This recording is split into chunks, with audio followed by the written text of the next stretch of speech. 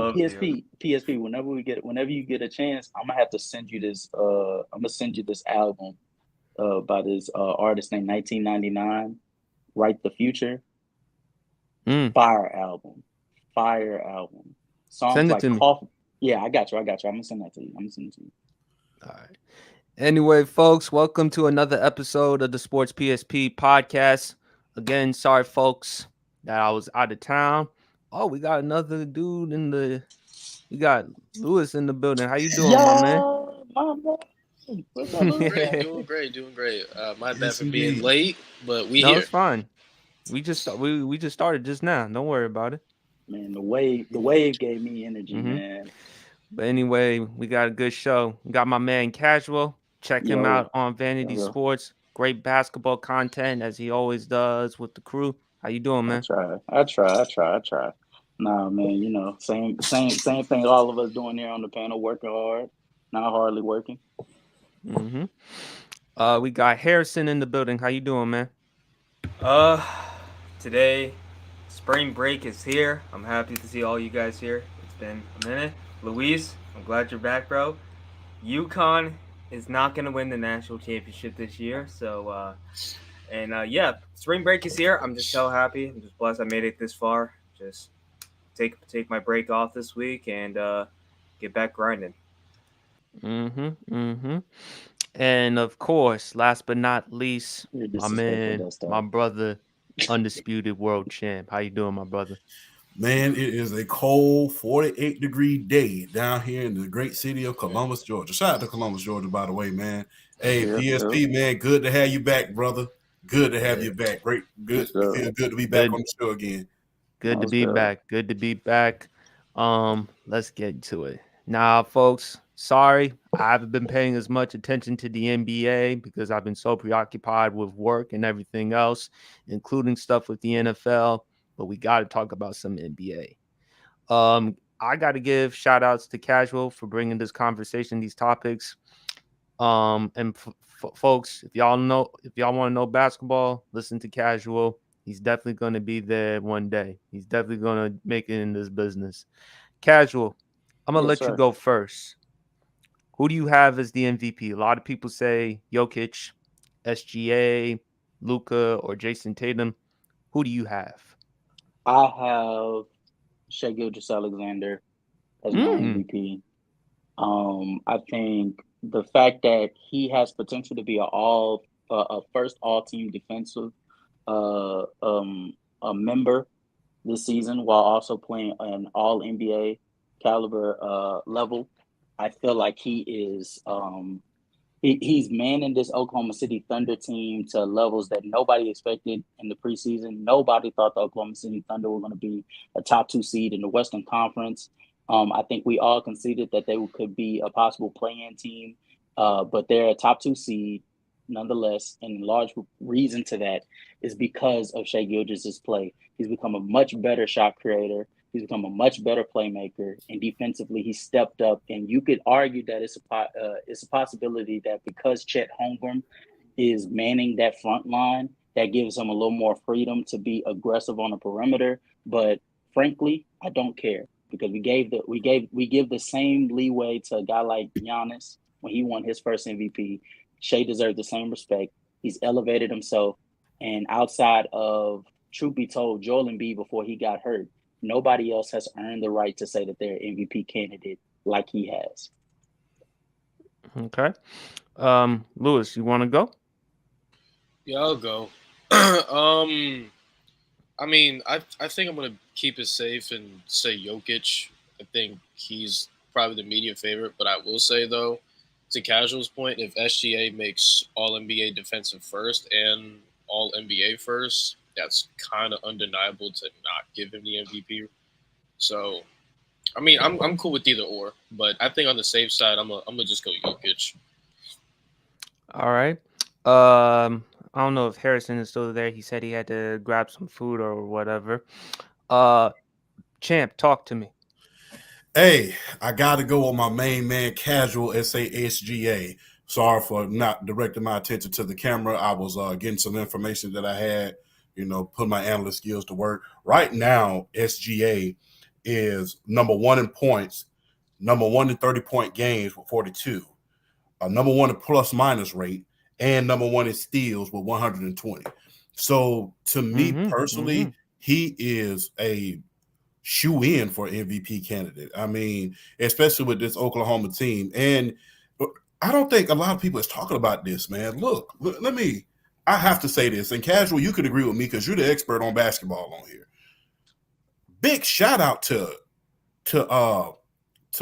Presti, from Oklahoma City, their general manager, because he is arguably probably next to Jerry Krause and Jerry West. He's probably the 3rd best general manager of all time. For you to draft in your career 4 MVPs, especially if SGA was able to win this year, that is nothing short of amazing. Usually when you hit 1 MVP in your lifetime, maybe even 2. But when you hit, I mean, and I'm not talking about you forming a team like you're drafting and then trading. No, all of these talents that he has are homegrown. He drafted James Harden. He drafted every big name that has ever come through OKC. He's drafted them. And for him to draft this kind of talent and just rarely miss, I mean, he just rarely miss, especially in a small market, where, you know, you're liable to, you take a great risk at developing and lose players, not only just in the NBA, but in various sports. I think his first name is, I know his last name is Presti, but I think it's Sam Presti. Sam Presti. I didn't want to make myself look ignorant. Thank you, guys. Yeah, no. But you good. Sam Presti has to be given his flowers, being one of the greatest general managers of all time. I know his story is still being written at this point, but man, guess what? For you, especially if SGA is able to win this MVP this year, you have to give him his flowers and say, hey, for you to be in a small market like an OKC, that quite frankly, you have to admit it to yourself, people are still feeling the sting, although it's almost 30 years later of losing the Seattle Supersonics to OKC, because I'm pretty sure every time a star player comes out, I'm pretty sure the beautiful city of Seattle is saying, man, that should have been us. Because and Seattle was the bigger market for basketball, was a huge market for basketball. But for you to have it in a small market like in OKC that doesn't have this rich history like an Indiana Pacers does back when they had the ABA days and things of that nature, or San Antonio that doesn't have deep roots in the NBA like that, for you to draft and not miss like you've been doing, you definitely deserve a lot of flowers. And the thing is, people was knocking him, even Mr. Smith on First Take was knocking him for not trading some of those draft picks in order to accompany SGA with another star. It looks like from what they did, he knew what he was doing. He did the right thing. He kept the team where it was, and they stayed the course. So big ups to Sam Presti for just building this team, not only from the ground up, not once, but twice.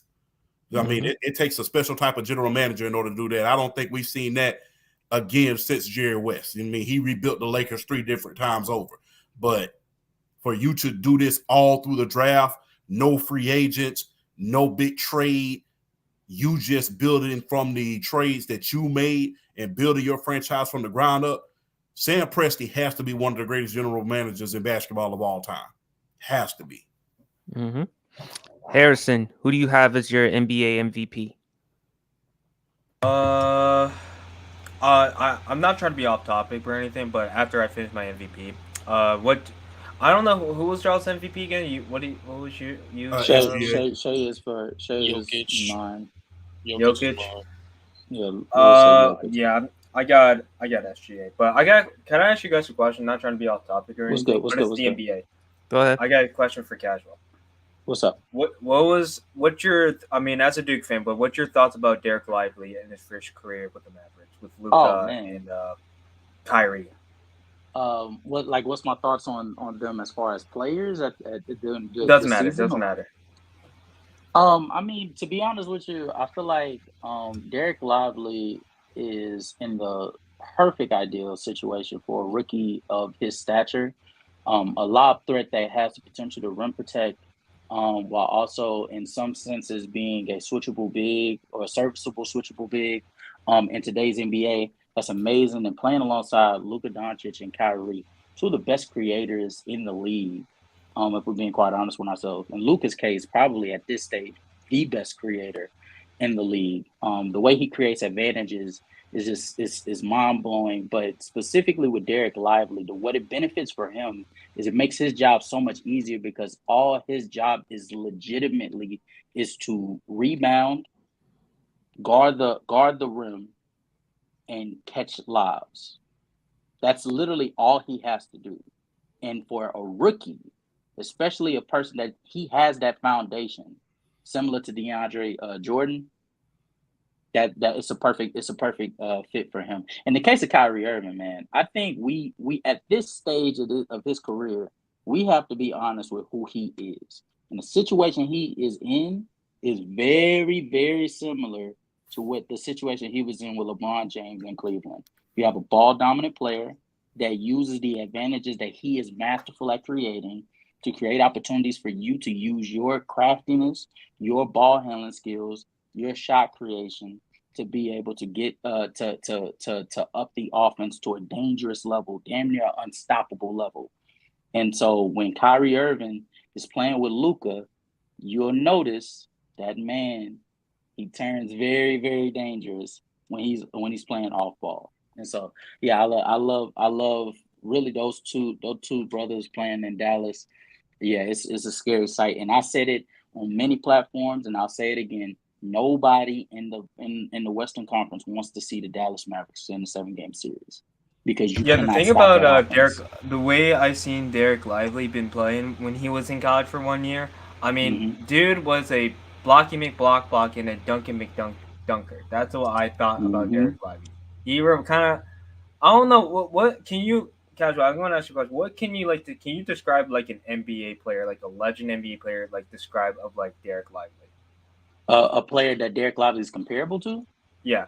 All time? Yikes.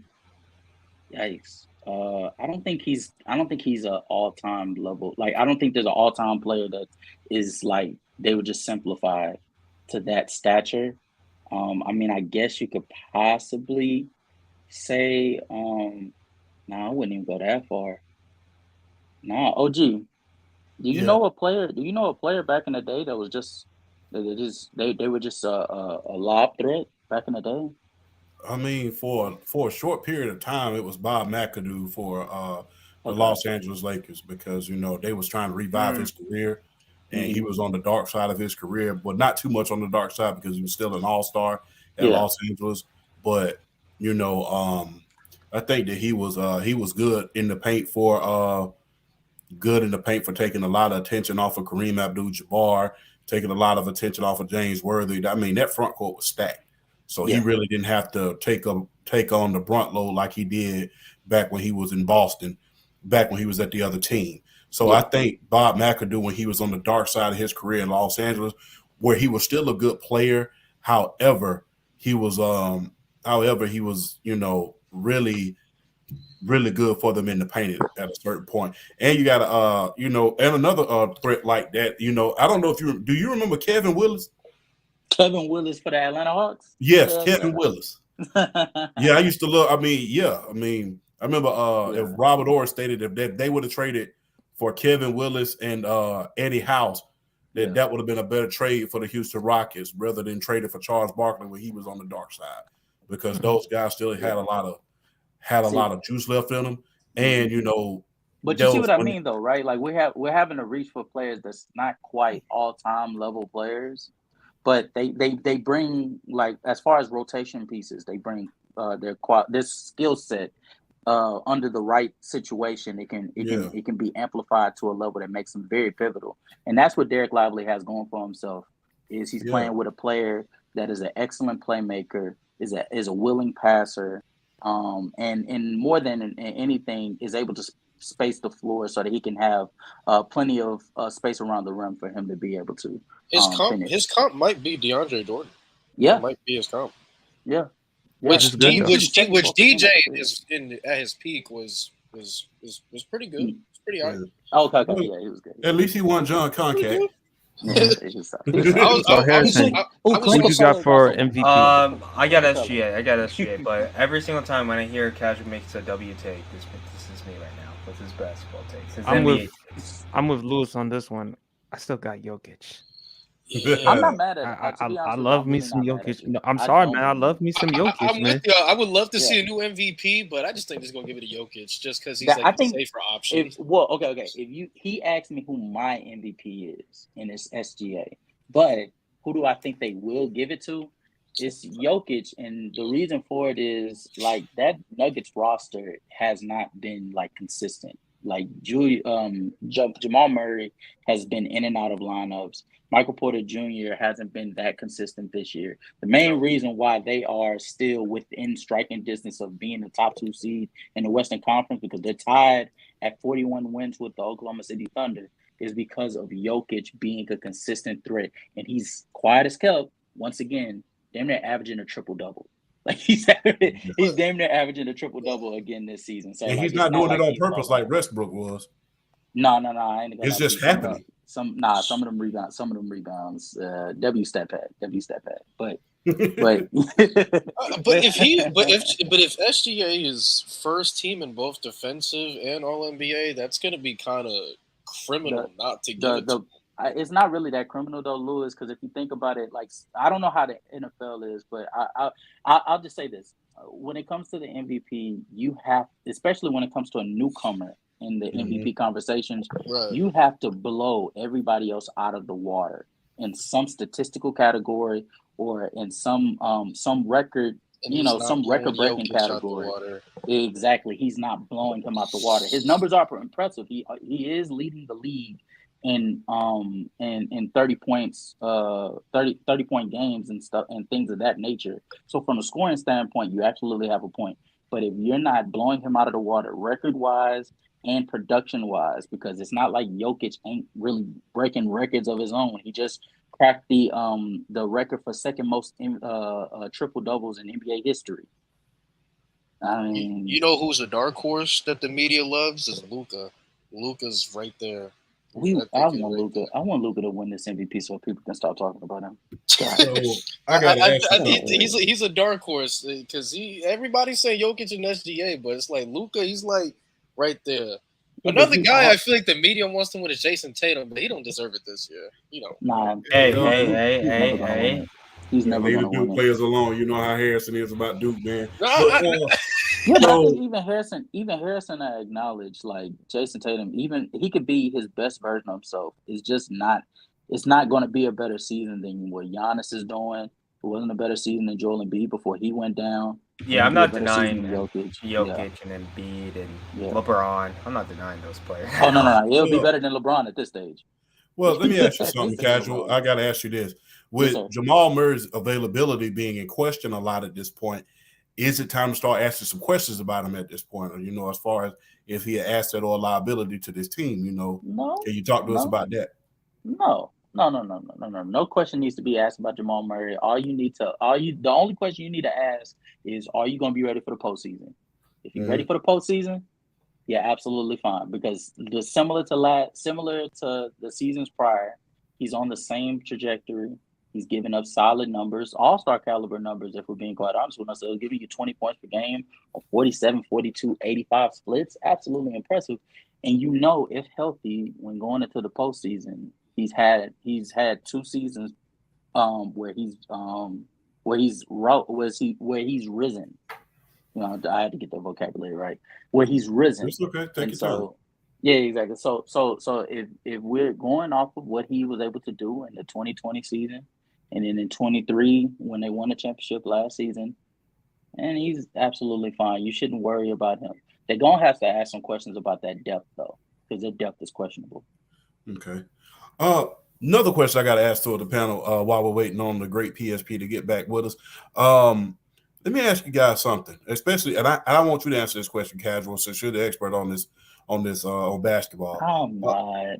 So if Jokic is to win the MVP this year, which will be his third, I think, Yes, be sir. his third, and he goes out and win another NBA championship, have the Finals MVP. Is it time to start asking questions about him being in top 5 conversations as far as being the best centers of all time? He's already a top 5 center Yeah. for me.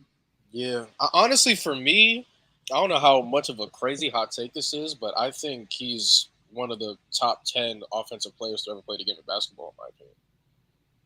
Like, that's how good he is. Yeah, but Wait, say that again, Louis. I said he's one of the top 10 best offensive players to play basketball. Oh yeah, you're not getting an argument from me. Yeah, you're not gonna give me an argument. But as far as top 5, like who would you put him over? Like, would you put him up there with Kareem, Shaq? What would you put? No. Kareem, Shaq, Hakeem, Kareem, Shaq. You put Jokic over Moses, right? Oh, absolutely, 1,000%. Wow, you put him over Moses? Moses is great, but that just shows how good Jokic is too. The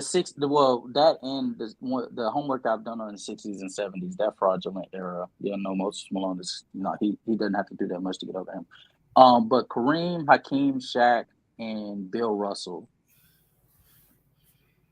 That's really what he's fighting. And Wilt Chamberlain, I guess. I'll give him. I'll give that. You got to give Wilt his flowers, man. I guess I'll give him. He put the game. Him and Bill help. You can't talk about Bill without talking about Wilt. But the drops that Wilt Chamberlain had, especially efficiency wise, going up against Bill Russell, like if Jokic puts forth, like even if he wins an MVP and a championship, I don't think it's. I don't just value like awards and stuff like that. But let's say he does something like just 2 more years similar to what he's put forth the last 3 seasons, then yes, I would put him over Wilt Chamberlain, and he would be sitting in that 5th spot as the greatest. Something real quick before PSP continues on the next topic. Sorry, guys, my fault. Technical issues. Yeah. Oh no, you good, P. You good. But got a quick question for you. Why do people always hold the fact that he lost against Bill Russell against him? Because the thing is, if you really go back during that era, the only person that really won a championship on Bill Russell's watch was Wilt. If you want to talk about how much, if you really wanted to start talking, you got to think about Bob Pettit. You got to think about Elgin Baylor. You got to think about Gail Goodrich. You got to think about all of those great players back then. They all failed. So even even with even Oscar Robertson, he was during that era. He didn't win until Kareem arrived, and after Bill Russell was gone from the league. So all of those great players who we hold in high regard, and even the logo himself, they all failed. So why do we hold that against Wilt so much? Well, okay, anybody that you talk to that holds him losing to Bill Russell, especially in 2024 when there's just far more intelligent conversations to be had about these respective player careers. They're bots, they're casuals. Don't even listen to them, OG. Don't even focus on having a conversation with them. But for me personally, what I penalize Wilt Chamberlain for, especially when you go into that era and you realize that back in the day when you would get fouled, like just one foul equaled a foul shot. So you would be able to shoot foul shots all day long. That's why for postseasons, Wilt Chamberlain would average 12 to 13 free throws a game. And if you look at it, he would miss way more frequently in the postseason than he did during the regular season. And so when it comes to that idea, and then when you also looked at his rebounding numbers dipped, and then you also take into account that is even further unimpressive when you realize that players outside of Wilt Chamberlain averaged around 6'10" or shorter. So he already had an advantage, yet he still wasn't able to overcome but like once or twice due to him simply just having limitations. That's when you start to understand the real scope of the 60s and what Wilt Chamberlain had going on. And that's why he'll never be greater than Bill Russell, not because Bill Russell has 11 rings, but because under all situations that he dealt with, injuries, offenses being terrible, he was still able to persevere because he was excellent at the job description that he had. Mm-hmm. Okay, then. We got Brandon from the block. How you doing, Brandon? Finally. Okay, I'm guessing you must have saw Br- you Br- must have saw the promo. Brandon, we're gonna talk about WWE later on. We Oh, talking about MVP, NBA. Brandon okay. saw that Oh, promo hold though. on, He hold saw on. that promo. I would like to do this right quick. Finally, Brandon has come back to the Sports PSPs podcast. You know what? How Since everybody doing today? you How know, everybody since doing it, today? since it's since it's PSP's first day back, I'm gonna let you slide this time. I ain't trying to stress him out. Hey, I'm gonna let hey, you how slide. everybody doing? How I'm gonna everybody let you doing slide. today? I'm gonna let you slide. Everybody is doing. It doesn't good. matter how y'all doing today. Let me stop, Cheers, me let me stop. PSP. Let me stop. Yeah. Yeah. Hey, hold on, Luis. Hold on. Give me 1 second. Yeah, PSP, what you Yeah. drinking? What you drinking today? Yeah, I what's up, wish I y'all? had some Di Serrano or some Angry Orchards, but I had like a couple of them before I got here. So Celebrating L early. PSP. Celebrating early. I'm 21 this Tuesday. Celebrating early. happy Hey, birthday, congratulations, salute. man. Like I Thank said, you, man, guys. I'm going with you, Luis. I got Jokic. I still think what Jokic is still able to do. Even though y'all make great arguments for SGA, if SGA can make first team All NBA, and with what he has been doing so far, you can make a really good case. I just still think Jokic, man, it's just Yeah, Jokic's Oh, world. he gonna make first team All NBA. yeah, I like No, You ain't he gotta worry will. about He that. definitely will. Yeah, you ain't gotta worry about But that. but but Jokic, man, he's the best player in the NBA. I'm gonna keep on saying. I still believe so. So casual. I have a question. Yes, I sir. have a question. So this Yes, is sir. I know this is like a hot topic when it comes to SGA. So Mm-hmm. hypothetically speaking, if he does make All NBA first team and All NBA defensive first team, Mhm. can we pretty much lock him as a top 5 player in the league?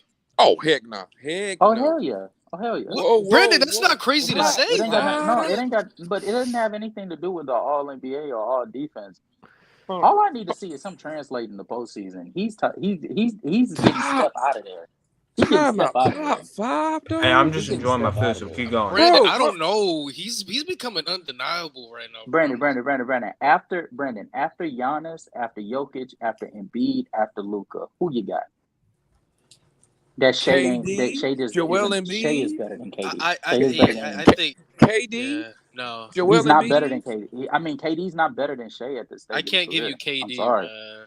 KD's No, not even better than D Book at this stage of his career. I think SGA can be top 5. I think I there's mean- I think there's conversations for guys like Steph and Tatum and AD or whatever, but he can be in the top 5.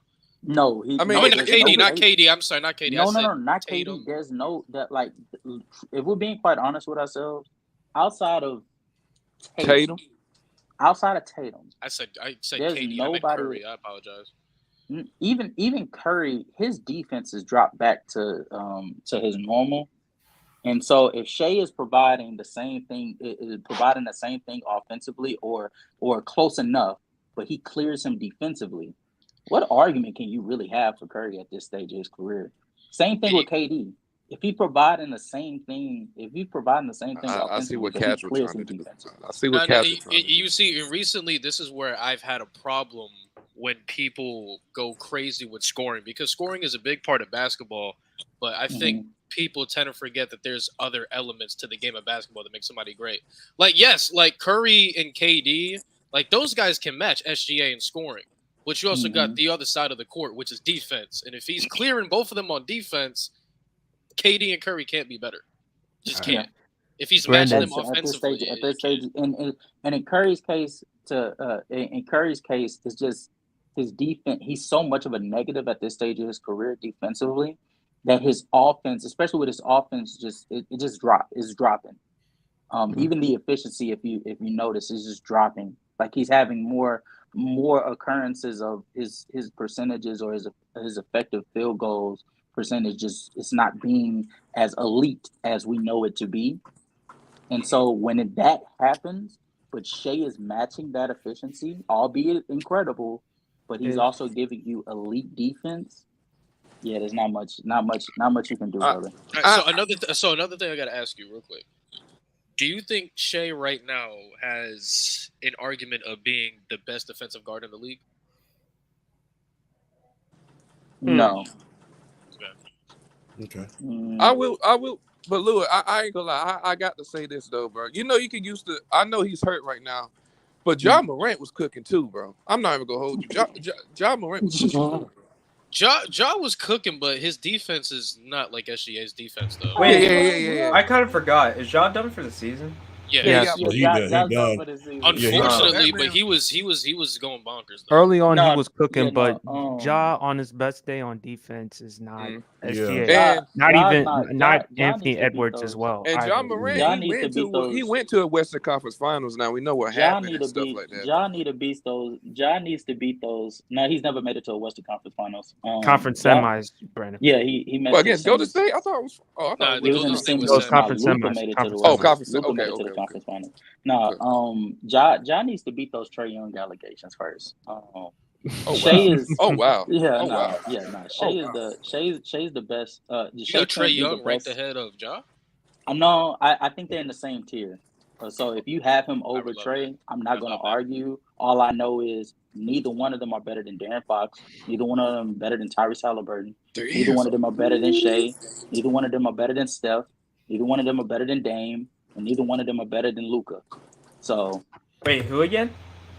Luka, Shea Gilgeous-Alexander, Stephen Curry, Damian Lillard, Halliburton. Tyrese Halliburton, Darren Fox Him, but are all better Okay, than whatever Trae Young. casual says, I 100% agree. So This man Brandon, nasty, bro. Brandon, I gotta move on to the next NBA one. But Yeah. if you had a choice for MVP, who would it be? Okay. Right now, I mean, you got to give it to Jokic, but Embiid before he was hurt, he was going for it, the MVP though.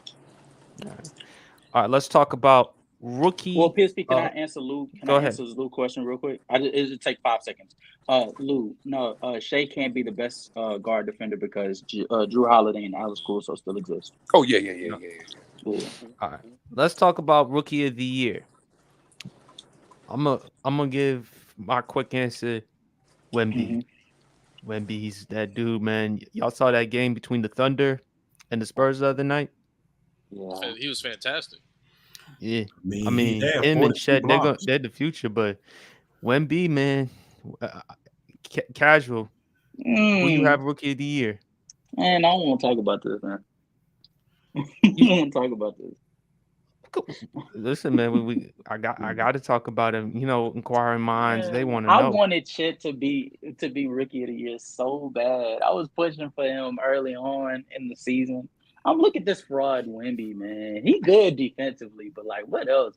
And then this thing proceeds to give us a stretch where he's shooting 47, 41, 83 splits, giving you 21 points, 11 rebounds, and 4 blocks a game. Like, what do you do with that? What do you There's do nothing with you can- that, you man? gotta- The man Hey, dribbles. nothing The man you can dribbles do. like That a man- guard, lob threat. I mean, bro is slow. He's ridiculous. Like the man is like already Wemby is a top 10 defender. And Yeah. casual, can I just say something about that? I think he needs to put a couple Yeah. more pounds, in my opinion. You know, You because think so?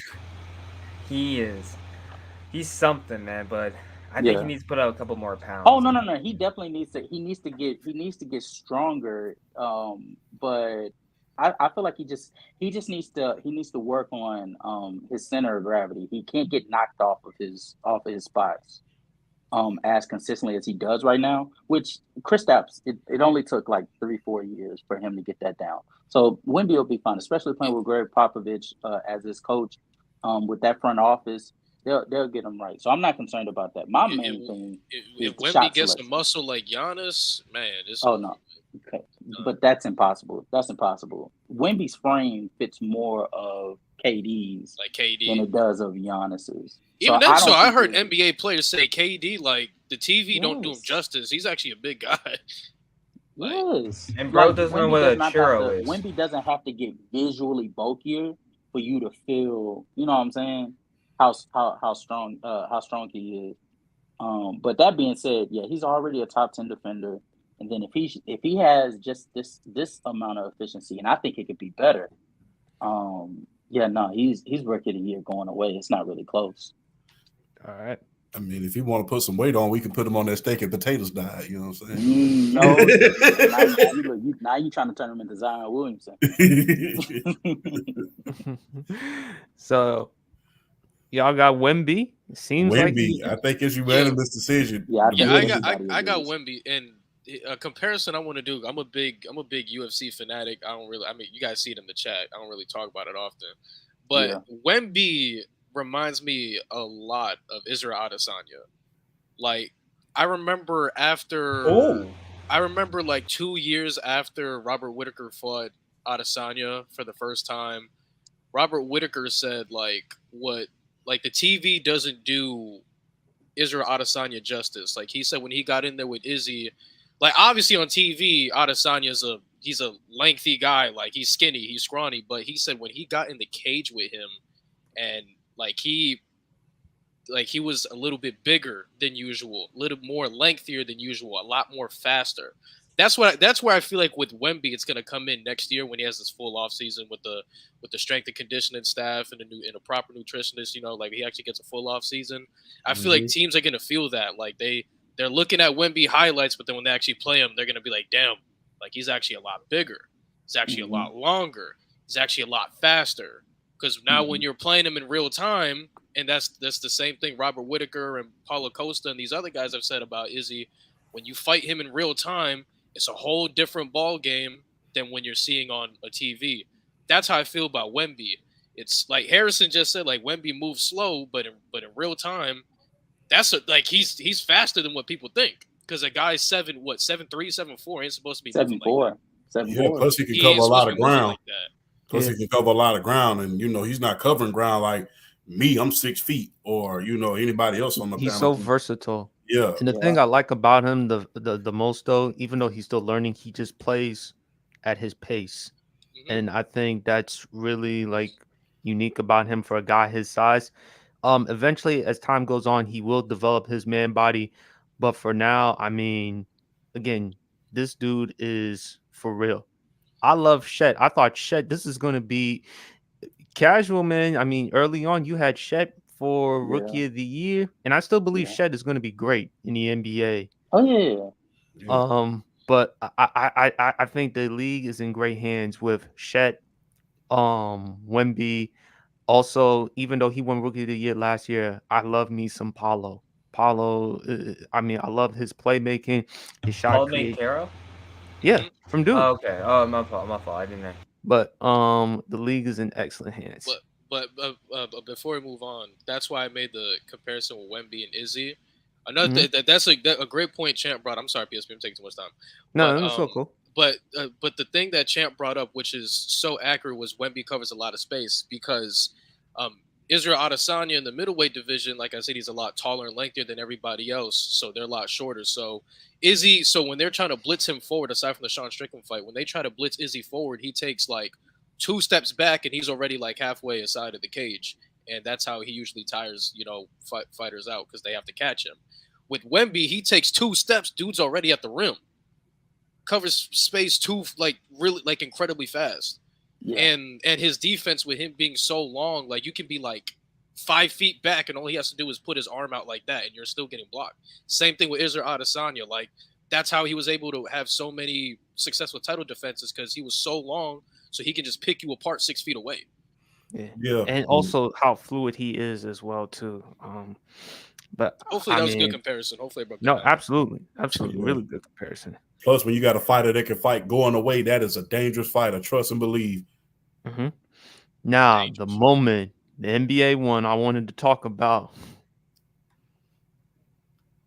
which one you want. Man, ew. There's no wrong answer. I don't know why y'all sitting there huffing and puffing. This is really easy. I have Tim Duncan personally. I have Tim Duncan. Shaq's dominance, his offensive presence is great, but like I said, I really like players who do things on both sides of the court really well. And Tim Duncan, he can give me 25 while also being the best defender on the other side of the court. So that's why I choose Tim Duncan, because I like him as a two-way player. I agree. I like Tim Duncan more. I just passing, really good passers. I mean, I think Shaq, in my opinion, a little bit better in the transition. Duncan was better defensively. I love people knock Tim Duncan's bank shot to this day. I mean, hell, when the bank's always open, it's calling. And I use this bank shot still to this day when I play pickup basketball all the time. They get mad at me anytime whenever I use that bank shot. I'm like, I don't care. I'm still hitting that bank shot. But what I love about Tim Duncan, consistency. I think Tim Duncan, how he has longevity as well as Shaq, 19 years each of them. I love how the way Tim Duncan took care of himself later on in his career. You talking about Um, longevity as far as like how long they were in the league or how long? Overall, how long they've been in the league overall. Oh, okay. I just love Tim Duncan a little bit more because of the defense. I think he had the better career. I mean, just his presence, even though he's not like a vocal type of leader, he just leads by his own way. Watch the way how I practice, watch the way how I perform, watch the way I do things. I mean, he's great on and off the court. Of course, the accolades go along there. Casual, you talked about how great he was defensively, particularly in 03 and in 05. So that adds extra validation. You can make an argument Tim Duncan is top 5. Casual, you have him top 3. Yeah, he's Right? third. He's third for me all time. Mm, Mm. I feel like I love Tim that. Duncan. A lot of people like to praise LeBron James for being one of the greatest floor raisers of all time.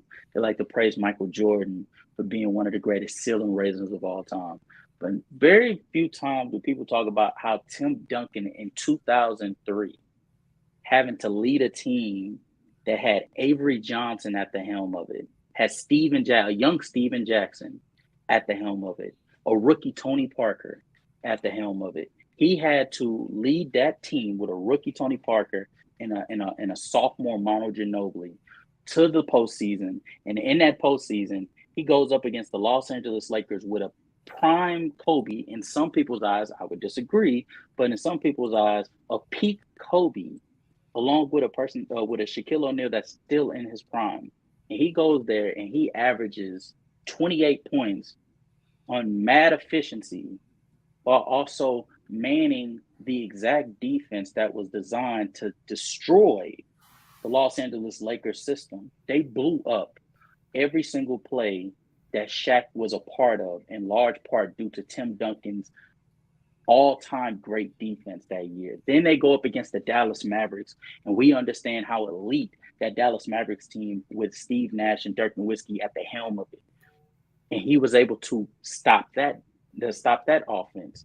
Then you end up going into the New Jersey Nets, and obviously we understand that it really wasn't that eventful between those two. But what I'm basically getting at is when it comes to Tim Duncan, a lot of people don't speak enough about how before he was able to sit back and enjoy the glory or the fruits of his labor in Tony Parker and Manu Ginobili and even Kawhi Leonard in later years, before he got to that point, Tim Duncan had to make his own way. In '99, when he was playing with David Robinson, do you realize that team really was not that impressive? Nobody had the San Antonio Spurs going to the championship, let alone winning it. Then you go to 2003. Nobody had them making it past the Lakers, and he did it in dominant fashion. Nobody had them going in 2005 to the finals because they thought that that was the year for the Phoenix Suns. He stopped that. And in 2007, obviously, we know that that's when his defensive prime sort of started to wind down. But nonetheless, every time you put him in a situation, he found a way to make the most of it, and it usually resulted in a championship. And for that, that's why he's third all time for me, ahead of Shaquille O'Neal. All right. Champ. Man, this is a very difficult one for me because I watched both of these superstars firsthand. I watched them both firsthand, and I seen both of them in their prime. And for you have to say, I will say this.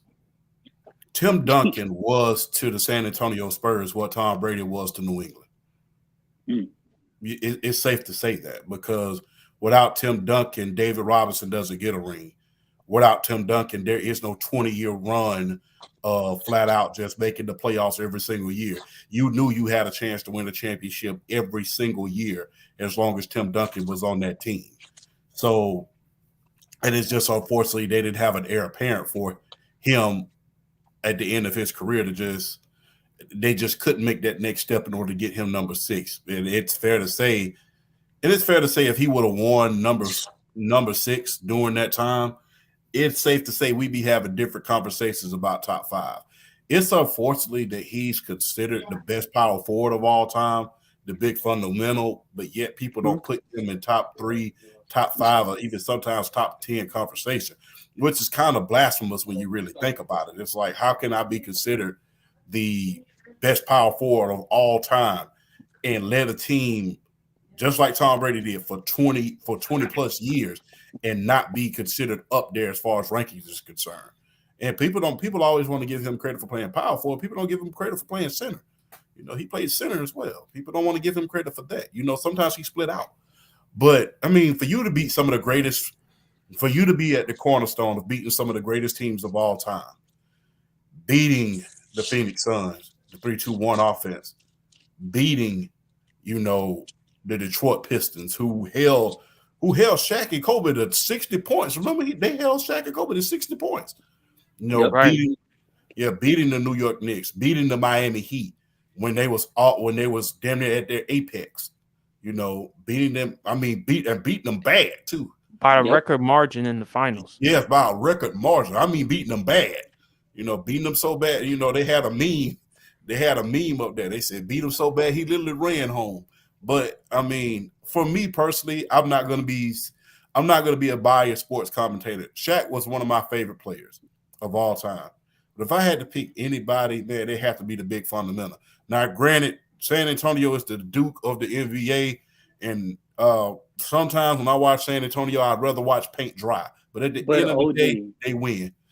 So, OG, why are they so dominant that it's boring? Yeah, why for 20 years, damn near, that Tim Duncan was in the league, they never missed the playoffs, and they were always in the conversation. And it wasn't because the roster that was there. Yeah. It was because that man that played either the 4 or the 5 was manning that. And then another thing is, OG, how many teams was Shaquille O'Neal on that reports came out about him being a detrimental teammate? Yeah, I mean, like I said, I'm old enough to remember the Orlando squad and how that thing broke up. I'm old enough to remember, you know, Shaq, Kobe, the Lakers. I watched that so closely because I'm a Laker fan, and me and my mom, we was watching it closely. My father couldn't wait to see us lose, but that's another story for another day. But, you know, us going through that three-peat and all of that drama going on between him and Kobe was crazy. Not to mention, it didn't stop there. People don't realize it didn't stop there. It really filtered over into Miami because he had problems with Pat Riley as well. So I mean, Phoenix. Yeah, and Phoenix, you know, because LA. He had problems in Phoenix? Yeah, he did. Shaq had the problem that Shaq had everywhere. You like just go back and read the articles. The problem that everybody had with Shaq is the fact that he did not care about his health. I was gonna bring that up, Casual. Yeah, he cared about having fun more than he cared about his health. Like everybody just wanted him to stay in shape, just stay in shape, and you could be. Truth be told, Shaquille O'Neal should be in conversation with being the greatest of all time. And that's what I was trying to say, Lewis, in this chat. I am not trying to say that Shaquille O'Neal is not great. I'm not trying, but I think he could have been even more. People will look at it and say, "Well, he was in a way, you guys feel like he underachieved with the level he was at." Oh, absolutely. Yes, I can't say he underachieved. I can say I compare it. And this is why I love Shaq because I was just like him. Because the thing is this: yeah, I can make all A's, but forget all that, man. I'm trying to have me some fun. I'll make a B and get on by. I'm gonna win. I'm gonna win either way. I Man, I mean, how can I lose? I mean, if you win a Shaquille O'Neal, championship, it's like I said. If I win a championship, okay, my goal is to win a championship. We won. Not But only did we won, we three-peated.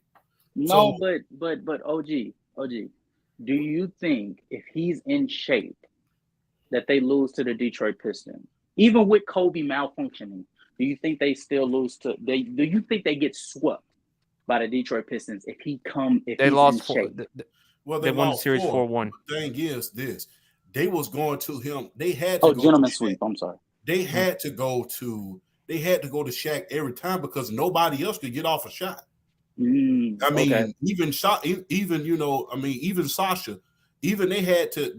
It was so bad to the point they had to go to him in the corner at times because they was riding his PSP. I guess No, I'm just stretching. Go ahead. Because they had to, because they was riding.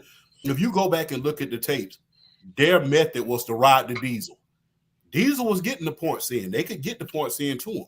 But the thing is, you can only ride him so far without everybody around him because everybody else, they was locking those guys down. Even during that series, Shaq was damn near unstoppable.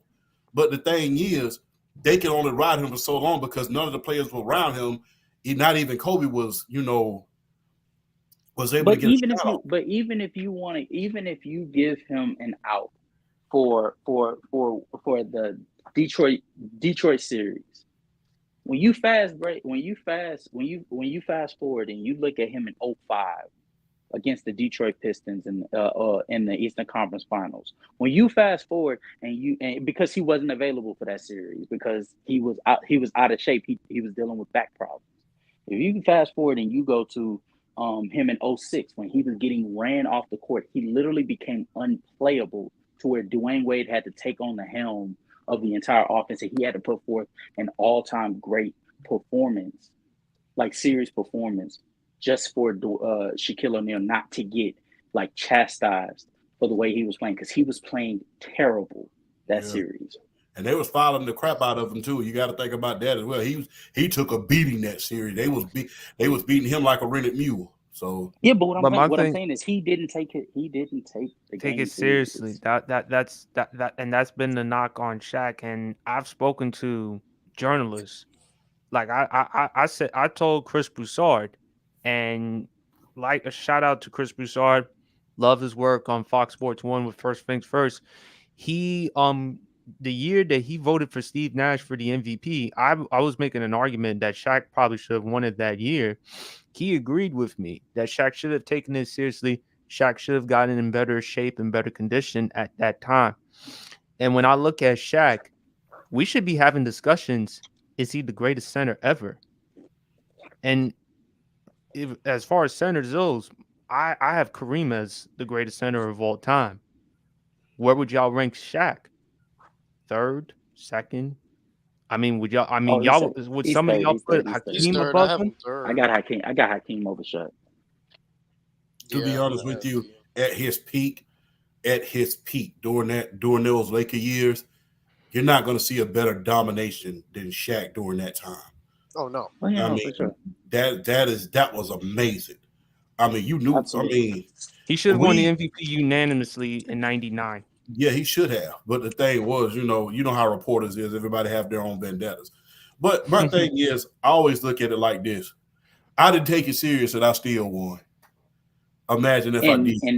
I didn't take it serious, and I still won.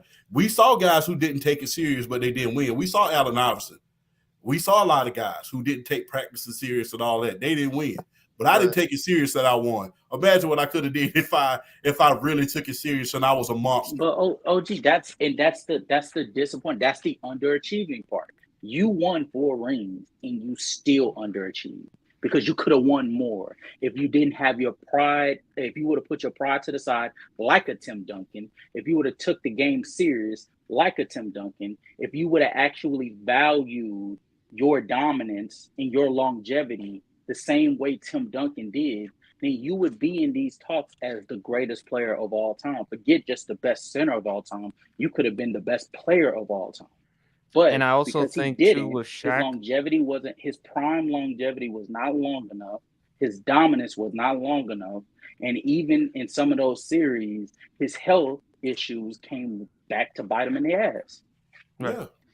And I also think with Shaq, early on in his career, he could have been a better teammate, Mhm. particularly with Kobe. And the other reason why Shaq ultimately was traded to Miami because of the weight issues, but also he wanted the $100 million. Mhm. Dr. Bus at that time was like, no, he was going to give that type of money to Kobe.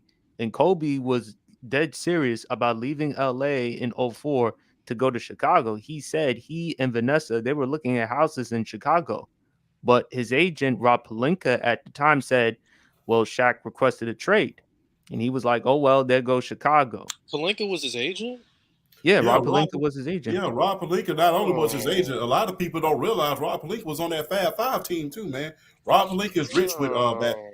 Rob Pelinka has rich basketball knowledge, bro. Yeah. Oh. Yeah, Good But to know. that rich Good, for- good Casual, to I it ain't agree. know. that rich for some of Casual, I these- it agree ain't that with rich you, for some and of these decisions.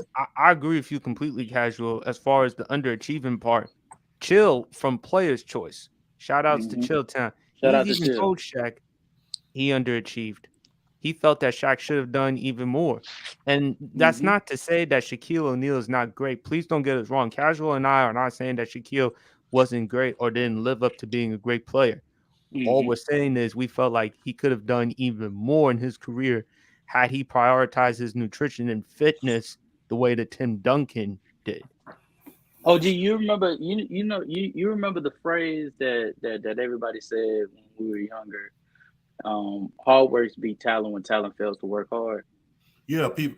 The reason why I used to love Shaq is people used to tell me that all the time. Mhm. My Tim thing is, Duncan, this Tim Duncan and Shaquille O'Neal. This Tim Duncan and Shaquille O'Neal situation. That's basically that phrase embodies. That's phrase. That's Yeah. basically what this is. yeah, yeah, I used to love Shaq because, like I said, my parents used to No, get. he was fun. He funny. Yeah, I didn't. I used to, like I said, I didn't take that serious when I was young. I mean, sometimes I still don't. It's just like, okay. Bullshit. You on everybody's podcast at this At the point. same time, I'm having Talk fun about with some it. I over. mean, Yeah, having fun. What do you, But in fairness to Champ, that's the greatness about Champ. I mean, Ah, Champ is a facts. fun-loving going guy. tight shit, yeah, tight I just shit. don't. I mean, my thing is, here's my thing. After I left the wars, I'm like this. Look, don't take life too serious. You're not gonna survive anyway. So I mean, don't take it too serious. It's just like have some fun with it, man. So I mean, And we definitely gonna have fun on this next one. Lewis, yeah. you're gonna go first on this one. Wrestling 1.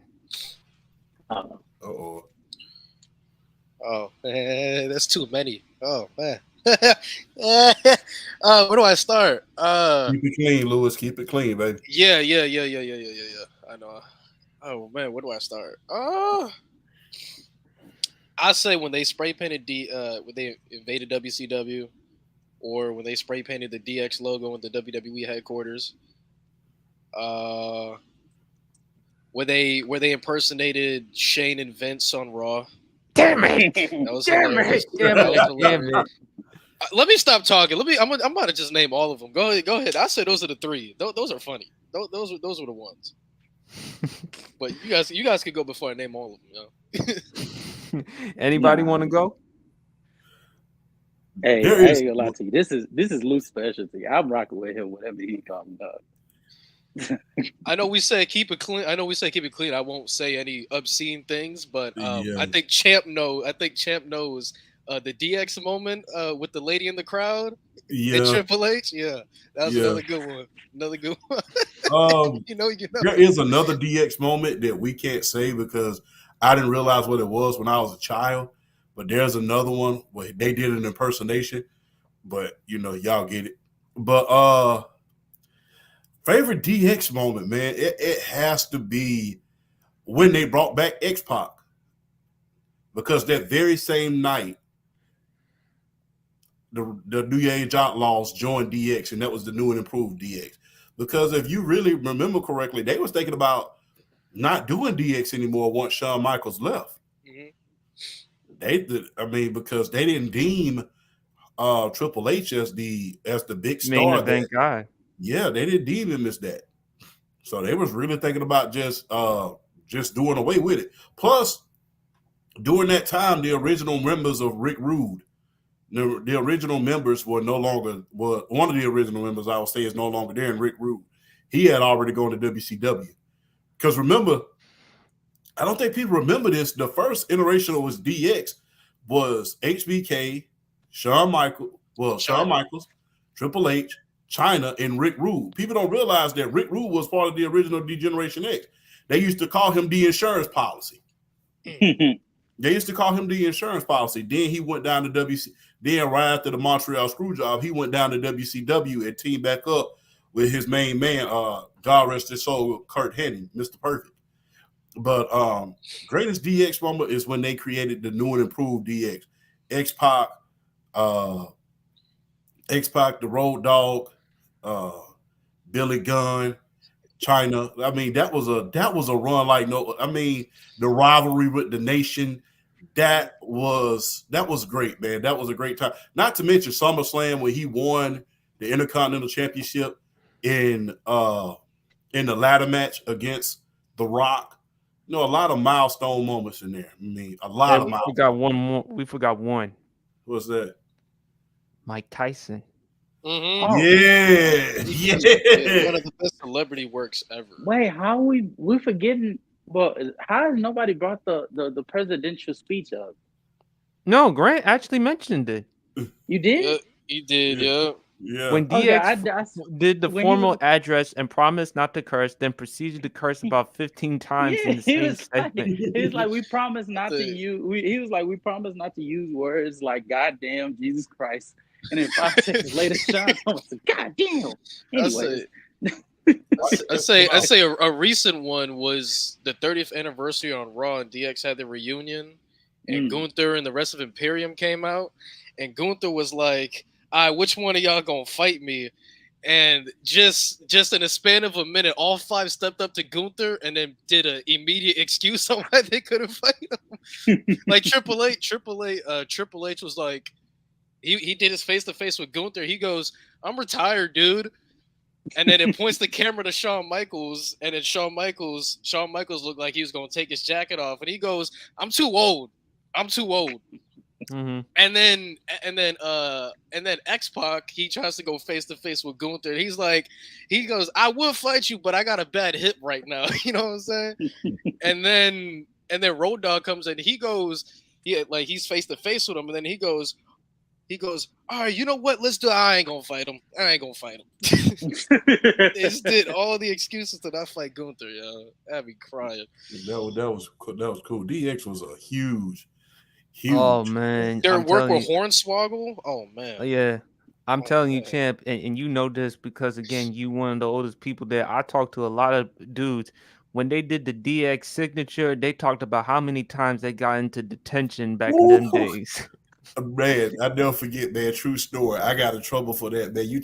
I have gotten mashed on many a times by my parents because of that. Because we would go. I mean, we really didn't think nothing of it. You know, we go to school doing the chops or whatever, and then teachers didn't know. They didn't watch it. They don't watch wrestling. But you know, there's always that one kid that spill the beans on everything, and they always so. But that was a fun time, man. Fun time. I mean, I know I'm not the only one that remembers it because I'm a huge wrestling fan, always been. I never forget, man, when I was young, man, because I watched all wrestling. I watched wrestling back then, even now, just like I do football. I mean, I never forget back then, man, you had 5 nights. Wrestling came on almost 5 nights a week. I mean, you had Sunday Night Heat, Monday Night Raw. I mean, sometimes in order to outdo WWE, WCW would do a 1-hour special the very next night on Raw, the very next night on a Tuesday. Then you had Thursday Night Thunder, which was kind of a B show, but wrestling nevertheless. Then on Friday night, you had SmackDown. Then Saturday night main event. And remember, Arcade. Yeah, remember Saturday nights. Remember WCW Saturday night on TBS. Mm-hmm. You know, they had that. And then remember WWF Superstars used to come on Saturday morning, right after Saturday morning cartoons on the USA Network. Then on Saturday, other than Saturday Night Main Event, you had WWF Shotgun. They used to come on around 10 o'clock at night. And they used to give you a lot of good wrestling shows. So, man, wrestling was a big part, huge part of when I was growing up, man. Big part of when I was growing up. Hey, listen, man, them 90s, back in them late 90s, and look, they had to take on that position at that time because business back in the WWF days was bad. So they Mhm. needed to do something in order to get the ratings and revenues up. Oh my God, them DX days. And then for Shawn Michaels and Triple H to come back after they were beating the hell out of the Spirit Squad, though. Oh my God. Can we agree that DX is by far the most entertaining faction of all time, and there's a major gap? Like, there's DX, and then, in terms of entertainment value, I personally put in just terms of entertainment, not like story, just in terms of entertainment, I say there's DX, major gap, and then New Day. No, you got to include the Four Horsemen in there. And it's strictly based off entertainment, not storytelling or star power, just strictly off of entertainment. DX. I mean the NWO. I mean, oh Are we going off shit, the- yeah. the We're going off the NWO. entertainment? You said Are what? we not going to talk about what we're watching right now? I mean, you talking about that the not Bloodline? I hate the bloodline, man. I ain't gonna lie to you. I don't. Really? It's not that I don't like the Bloodline. It's just that the story is still being written, and when the story is still being written, I don't want to speak too soon, because the thing is, with the Horsemen, that was the first faction that there ever was, as far as a group. We saw some of the best matches, tag team matches that we ever want to see. I never forget we saw Dusty Rhodes team up with the Road Warriors in order to take on the Four Horsemen. If you ask me, that's the greatest faction in wrestling history. Period. I say the top three, in my opinion. I say this is just for me. The number one, I'll go Four Horsemen. Four Horsemen. Number two, NWO, and number three, Wild Card in there. I'll put the Main Event Mafia, peak Main Event Mafia.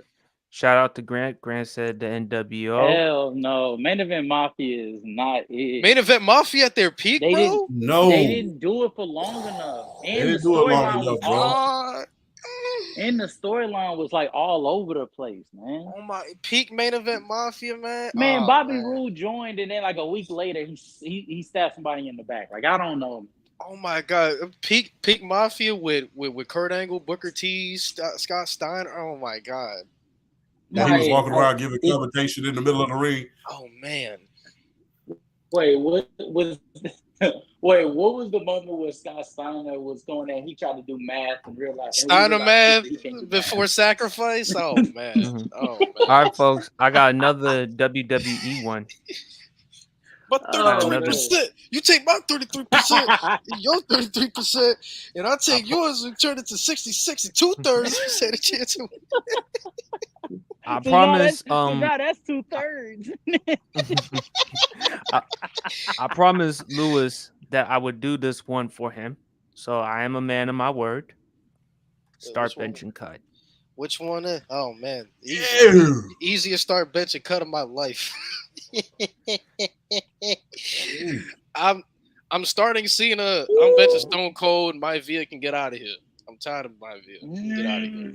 I'm tired of Maivia. Let's be honest. Let's be real. I am being honest. That's Yeah. the honest. That's as honest. Casual, you say you have I'm John not talking Cena to as the you. GOAT, right? OG, let's talk for real.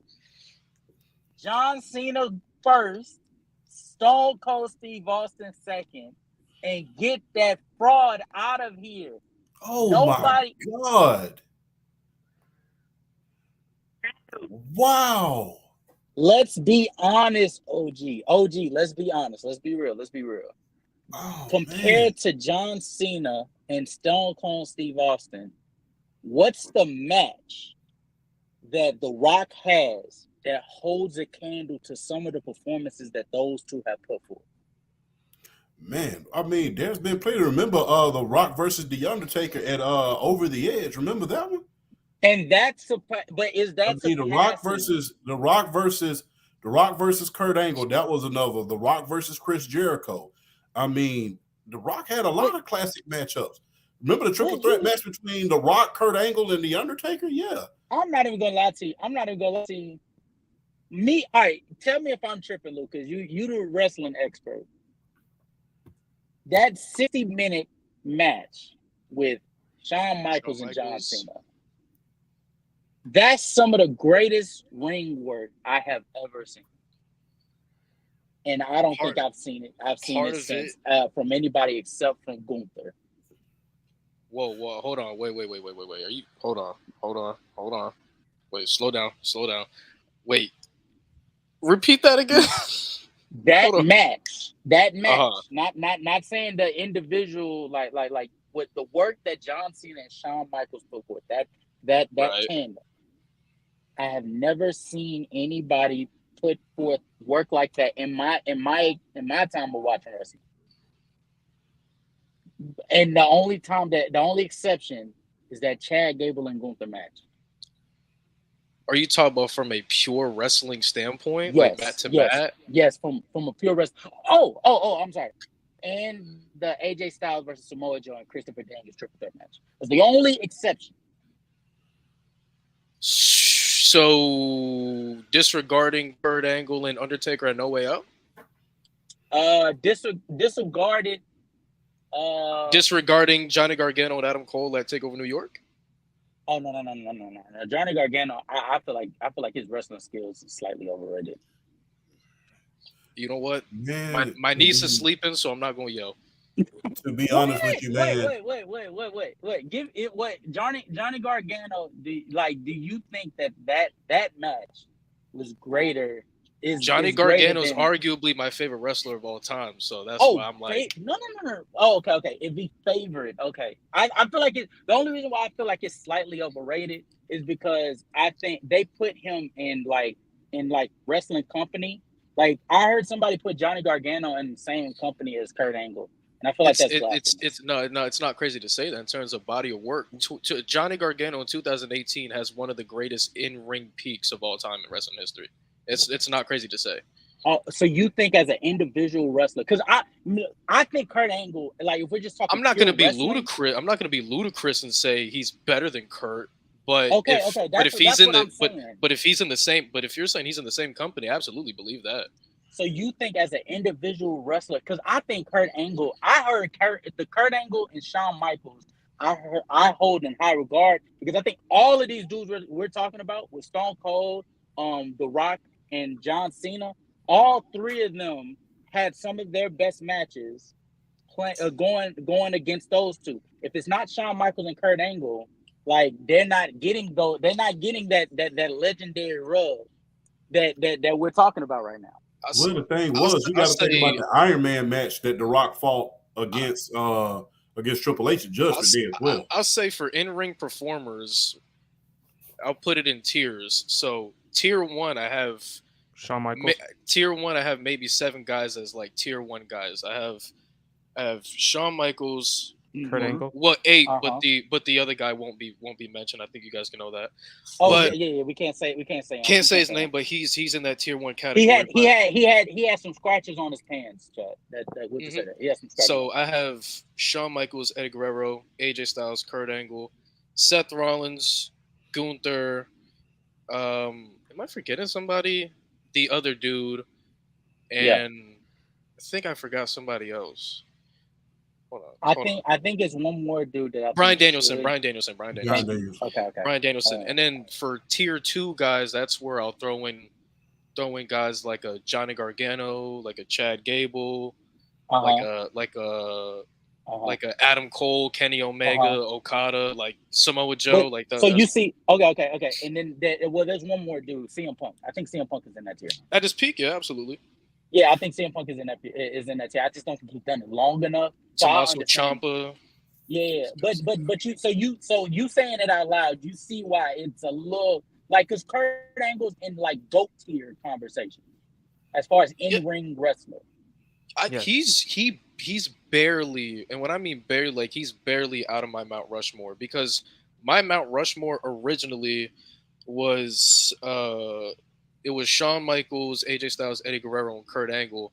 But the run Seth Rollins has been on the past 3 years, that made me surpass Kurt Angle for me personally. Absolutely. Right. And I'm not mad at it. So Lewis and Casual, y'all have starting Cena, benching Austin, cutting Rock. All right. This man Champ about to light Big it up. Champ. Okay. Champ Yo, about to blow a gasket. no, I'm not gonna blow a gasket. This is opinion based. If we're talking about popularity, man, let me tell you something. There was no bigger person on this earth, on God's green earth, than Stone Cold at his peak. And that was during the Monday Night Wars, where Hulk Hogan was at his peak, when the NWO was at their peak, when Goldberg was at their peak, when The Rock himself was going through a peak. There was no bigger superstar. And it's fair to say that he saved the WWE.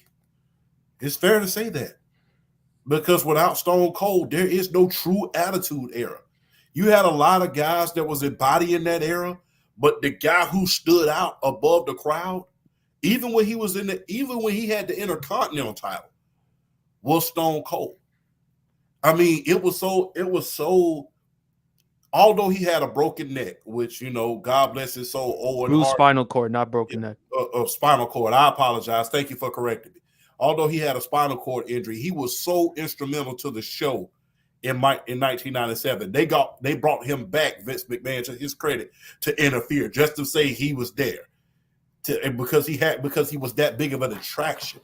I mean, granted, his peak was not very, very long, but when you're on par with Hogan, who's probably the most recognizable face in wrestling history, when Goldberg was at his peak during that point, and even when you had a guy who would later on become one of the biggest movie stars in Hollywood, in The Rock, during that time, and you are a cut above every last one of them. I mean, you're all over the place. I mean, I got to put Stone Cold. I got to start Stone Cold. Attitude era Stone Cold. And not to mention, people don't want to talk about this. People don't realize that Stone Cold's a Paul Heyman guy. He started his career with the Dangerous Alliance. And to my main man, PSP's credit, he bring this up all the time. My main man, my brother right over there, he bring this up all the time. ECW. After he got fired from WCW, Paul Heyman, once again, that big call from Paul Heyman. If you're pissed off, come vent about it. Yeah. Paul Heyman wanted that authentic outrage on his television show. Yeah. And Austin had the latitude and the license to do that. Something that he did not have in WCW, because let's be honest, in WCW at that time, that was shit. By giving him the name Stunning Steve Austin and the red robe with the sequences. I'm sorry, champ. Continue. Oh, it's okay. But you were right on the money. But to their credit, they did, like I said, Paul Heyman did put him in the Dangerous Alliance, and Paul Heyman saw him as the star of tomorrow. I mean, and he said that upon many a time. Remember, in the Dangerous Alliance, it was Larry Zbyszko, it was Rick Rude, it was Arn Anderson, and then Stone Cold Steve Austin. So he saw him as a star of tomorrow, and he looked at him, and he looked to put him in that group to spin him off as a star. Unfortunately, he not only got hurt, but unfortunately, Mr. Bischoff saw it fit to get rid of him. But there's no telling what could have happened in there. But do you remember that promo Austin did in ECW at that time? Yeah. And then from that moment, Jim Ross called him in and took him. Yeah. And then the creativity of Stone Cold Steve Austin, because before, when he arrived at the WWE in 95 or 96, remember the previous nickname he was given? The Ringmaster Stunning Steve Austin. Which Austin admitted it sounded like shit. Yeah. I'm not gonna lie.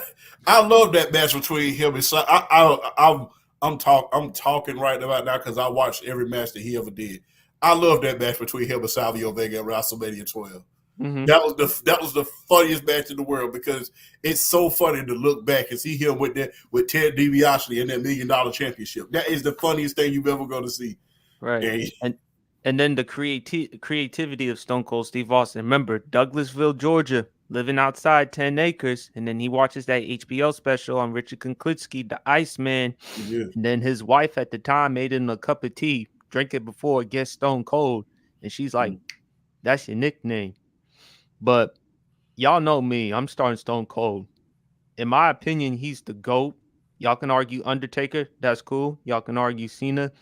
I think what Austin did in the late 90s, Casual, you asked me this, why do you have Stone Cold as the GOAT? He was the epitome of the anti-hero. I mean, there's like superheroes. Yeah. When you think superheroes, you think Batman, you think Superman. Nah, I want a badass. I want a rebellious motherfucker that will talk shit and that will get into people's faces. And then you even said so yourself, Casual, when I brought this up. My favorite moment, wrestling moment, Austin 316 said, I just whooped your ass. And from there, the star, and to this day, his merchandise, champ, the t-shirts, them Yeah. Austin 316 t-shirts still selling to this day. Arguably the most iconic entrance in the world. When you heard that glass, you heard that pop like no other, man. It was like the only regret I have. I got to see the Undertaker. It's the iconic theme song. I think outside of John Cena and even The Rock's theme song, like as far as like the first 3 seconds of it, there's no more iconic. There's not an iconic theme song that matches Stone Cold's. But Lou, I want to hear what you think about the reason that I have John Cena as my GOAT. Because me and PSP talk about this all the time when we get to the WWE segments, and I always say like John Cena is my GOAT because when Brock Lesnar decided to leave and The Rock decided to leave because Stone Cold was on his way out, they had to come up with a new face of the WWE, and they needed to come up with it quick. And John Cena was the guy that they decided to go with. And on so many occasions when he became the WWE champion, they wanted him to fail so bad. Like as far as like the fan base, they were waiting on him to fail. They were waiting on him to come up with a bad match. They were waiting on him to lose the title so that he could go to mediocrity. And never did he fail. He was the face of the WWE from 2005 all the way to 2007. And they were developing Randy Orton, but he wasn't ready yet. They were developing Edge, but he wasn't ready yet. They needed Triple H. Triple H was the heel. Kurt Angle was the heel. Batista. He was the man over there on SmackDown. But even he didn't match the charisma nor the ring work that John Cena had developing around that time. It took until 2008 for Batista to become what we know him to be.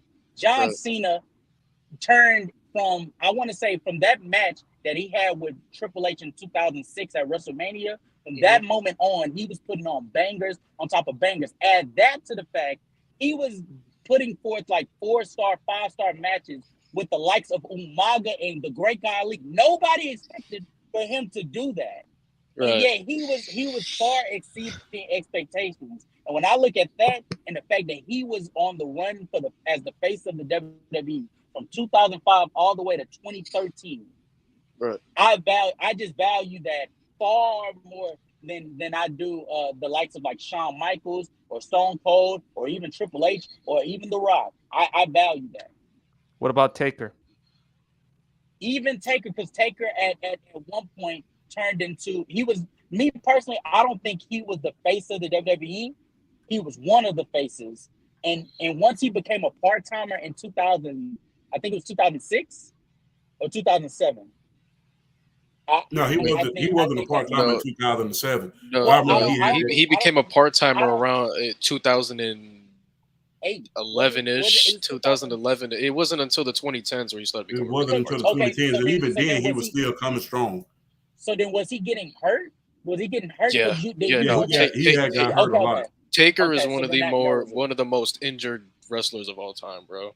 So then that had to be, because I remember during the 2007, I remember he won the championship at WrestleMania from Batista, and then they went on that entire saga of them going against each other, and then Mark Henry came and he took him out with the Hall of Fame, and then Edge came, cashed in, became the World Heavyweight Championship.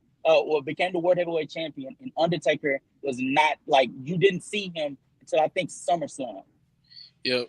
So you also forgot one point to validate What? your Cena point, and I'm surprised you of all people didn't mention this. Cena never turned no heel. Didn't, because he never had to. Nah, I think that is actually more of a detriment than it is a. Because I think that there was plenty of situations where he could have, like you see how we get. He I don't think could The have, Rock, but he never I don't really think The had Rock to, gets though. enough credit. I don't think The Rock. No, I don't think he needed to. But The Rock didn't need to turn heel, right? Like this version of The Rock we're seeing, I actually applaud him for listening to the audience, going based off of vibes, and realizing within the moment, oh, I have to do this to put that guy over. I think a perfect example of that is the Nexus situation. I think if John Cena leans more into a heelish type of version of John Cena, I think the Nexus is a no-brainer to put over. Casual, I say it all the time, bro. I say it all the time. And that Nexus, I wish Cena would have joined Nexus, because Wade Barrett at that time was up next, right?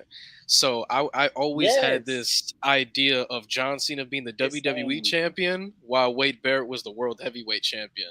Oh my God. Sure, exactly. And even in a closer example that should write home is CM Punk. I think a John Cena and CM Punk rivalry is far more iconic if John Cena just decides to go heel, because the fans love CM Punk. I don't know why you just didn't lean more into that. Right.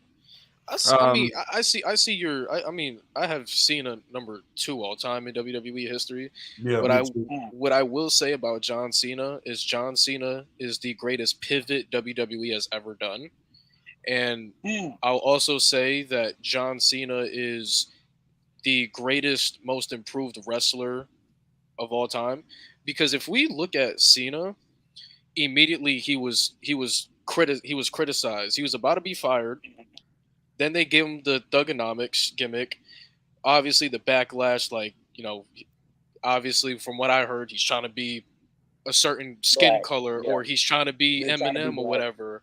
Okay, so when they finally made him the face of WWE and they changed his theme song and they made him go after JBL, everything we heard about Cena, okay, but his promos is lacking. Improves greatly on promos, and in my opinion, no disrespect to The Rock, but I think an unscripted John Cena is the greatest mic worker I've ever seen. Talk about it. An unscripted John Cena is the greatest mic worker I've ever about seen. To lose it. And casual, another thing that people kept talking about, and you were right, was his in-ring work. John Cena's in-ring work in 2015 is the best in-ring work he has ever done, in my opinion. Yep. His classic with his trilogy with Kevin Owens, his trilogy with AJ Styles, his matches with Stardust, his matches with Wade Barrett, his match with Dean Ambrose. 2015 undoubtedly was his best year in ring. So John Cena, that's why I say John Cena is the greatest, most improved wrestler ever, because everything he was criticized on, he maximized it to his full potential and exceeded everywhere. You can't. There's no way people can sit here and tell me that John Cena is a bad wrestler. Like, John Cena is probably above average, but he's one of the greatest ring generals ever, because he knows how to work a crowd, he knows when to do a big move, and he knows how to execute perfectly. And when it comes to the mic work, he was heavily criticized after the Thuganomics. And like I said, John Cena, when he's unscripted, probably the greatest talker ever. Maybe it's me being too because I've been talking basketball for so long that I just attributed. Look, John Cena is the LeBron James of wrestling to me. He started out as a raw prospect, had potential, but nobody saw the exactly like what he could be, and they doubted him along the way. And everything that they said that he couldn't do, he did it. He excelled at it, and he even arguably became one of the greatest at it. They said he couldn't talk on the mic, and he arguably became one of the greatest talkers on the mic that we have ever seen. Look at how many people he done shut down from 2015 onward. The moment where I crowned Cena as the GOAT on the mic, and like I said, there's no disrespect to The Rock or anything like that, but their WrestleMania 28 build-up, every time they were face-to-face, I never, not one time after their promos did I think Rock won any of those exchanges, ever. I think John Cena, that entire feud, put The Rock in a box, and it made Rock so uncomfortable. Yep. Yeah, I Champ, gotta agree with you on you that. want to respond? You want to respond, Champ? Hey man, let me tell you something. Like I said, I saw Rock when he was at his prime, bro. And some of the promos that you would have to look. If you go back and look, now I'm gonna go to John Cena next. If you go back and look, those guys who were interviewing them, the Michael Coles, the Jonathan Coachmans, Terry Ronalds, they had to step out of picture in order for them to make sure the camera didn't catch them laughing. Especially when he did the Bill Goldberg one right before Backlash, the cacao. That was the funny one. And he was like, especially when he became the undisputed champ, and he was talking about Triple H. One more time it's gonna be Triple H versus The Rock. He said we go all the way back. We go all the way back when we was in daycare. My diaper is that darn wet. And he said the rattle street, wham, you can see Jonathan Coachman trying not to laugh. He really was. He was. I think there's a video on YouTube of it was like a phone camera that was videoing the segment, and he was rolling. He was rolling. Yeah, he tried to step out of picture so he wouldn't laugh. I don't know what happened to Casual, but I think he got technical issues. We'll bring it back. But man, I'm gonna just be honest with you. With John Cena, and I have to go back to this and back you up on this, Louise. I did not understand the criticism behind the Doctor of Thugonomics because, to be honest with you, I didn't understand it. I didn't understand the criticism because that's how everybody was dressing back then. I mean, 2003, everybody was dressing with throwback jerseys on and Reebok pumps on. So, I mean, I really could understand. Thank God for Allen Iverson for that. Yeah. And then that goes back to Allen. Everybody was with, and hey, man, shout out to Jay-Z too, because he revolutionized that as well. Him and Andre 3000 wearing the throwback. But, I mean, I never got the criticism of him, doing certain stuff during the Thugonomics era because that's how everybody was dressing back then. Everybody.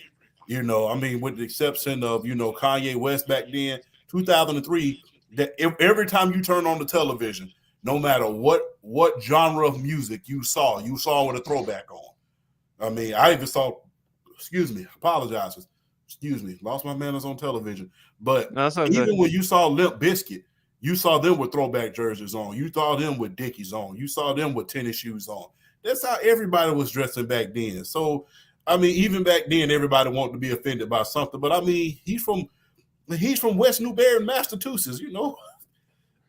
Yeah. A lot of guys from the hip hop community came from Boston. Look at New Edition; they from Boston. I mean, it's not a big of a stretch to say that hip hop influenced you. I want to ask you, Lou, and PSP a question. Does it count for the fact that guys like CM Punk, John Cena, even Triple H in his later years, because I think he's severely slept on with his mic skills. Does it not get taken into account the versatility they had in the promos? Like The Rock was very he was a comic relief more than anything. But John Cena has some promos where he was the comic relief, and then within the same segment, he was able to turn it into a serious conversation. I say in terms of versatility, I mean, John Cena's like one of a kind, bro. Like Punk as well, but yeah, the thing with Punk that separates John Cena from Punk is Punk always try to make it serious, always try to find that pipe bomb viral quote. While John Cena would just bake you, make a joke out of it, make everybody laugh, and go back to baking you. While CM Punk, he would just look for that one punchline, and he would always be serious, which he was great at doing. Don't get me wrong. Mm-hmm. Like Punk did it a billion times, but that's what separates it. Was Cena would never try to look for that one punchline. Like Cena would get his point across to the point where after he was done talking, you're just sitting there like, "Hey, bro, you got it. You got it. Yeah, you gotta go." Yeah. But even with Triple H, I mean, I think you can argue Triple H is more versatile than CM Punk, in my opinion. I think that people would view that as a hot take. I think that closer than people give respect. And I'll say this. I think CM Punk coming into this new era of WWE, he's gonna be in for a rude awakening. And I think the first person that he's gonna realize is like actually surprisingly more up to the task of going blow for blow with him on the mic is Drew McIntyre. Drew McIntyre is severely slept on with how crafty he has gotten on the mic. Yo, Drew is hilarious, bro. Drew is gonna cook him more than he expects, man. He is not gonna know what to do. Drew is the most pettiest superstar I've ever seen in my life, bro. But I'm loving it. I'm loving it. And I can't wait until he win this world title. The promos he's gonna be pushing. Oh my Lord. All right, fellas, we're gonna move on to some football stuff, but don't worry about it. Next week, I'm gonna do a start, bench, and cut, and it's gonna include Yokozuna. So stay tuned for next week. So if y'all want to come up with some more wrestling ideas, but Champ, you got start Stone Cold, bench Cena, cut The Rock, and Lewis and Casual have start Cena, bench Rock, cut Rock. So I mean, this is, but you know me, Stone Cold, my go. But Cena, and I thought about it long and hard with Cena and The Rock. And Champ, we mentioned this last week on the show. The reason why you cut The Rock was because of the title reign. Rock didn't have much of a title reign. He didn't have much of a title. It was kind of sometimes with The Rock.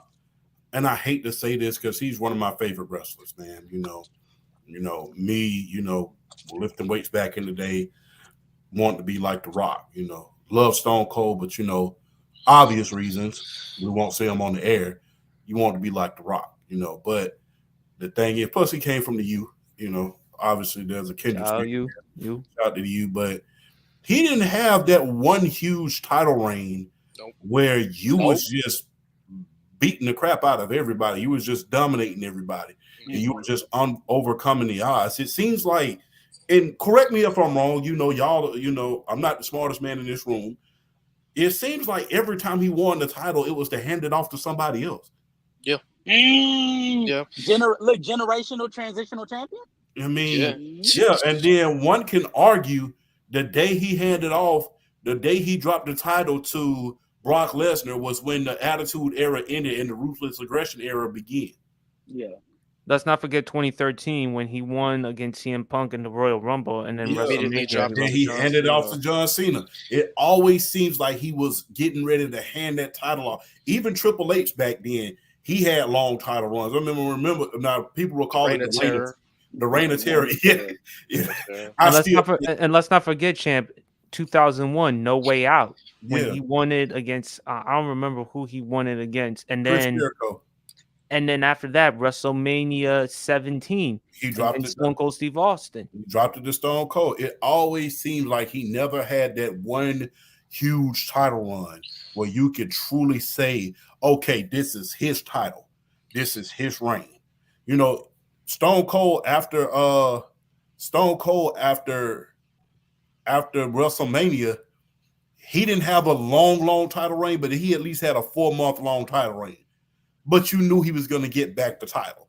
It's just like, but Vince McMahon was so against him at that point, he would do anything in order for him to drop the title. It's like, okay, I'm going to put you in the First Blood match. I'm going to put you in a triple threat match where the Undertaker and Kane, they're not even allowed to pin each other. I ordered that pay-per-view, by the way. Judgment Day, the first Judgment Day. Yeah, but to be fair, I do think The Rock as a personality, he was getting to a point, and it's the case with, like, I think Shawn Michaels during his latter years of his prime. You become so great, you really don't need the title for you to be as important as the champion. You know what I'm saying? I also feel he had a title reign himself. You can I'm laughing, Champ. Because Shawn Michaels didn't have a title reign, you still understand. You know why I'm laughing, Champ? What's that? Remember you told me the story about Taker that Shawn Michaels had not dropped the belt off to Austin? I also feel like in this start, bench, and cut, I don't think Rock does anything better than John Cena. Like I think Rock is great. I just think where Rock excels at, Cena does better. Like Rock's best trait is mic work, and I think Cena outdoes him on the mic. And I also feel like John Cena is a much better wrestler, and I also feel like John Cena and The Rock are on the same tier on storytelling. I just feel like at every aspect of professional wrestling, John Cena is just better. And like I said, John Cena had 2 title reigns that lasted for over a year. And you could truly say this is his title, this is his it's kind of like saying this is his league.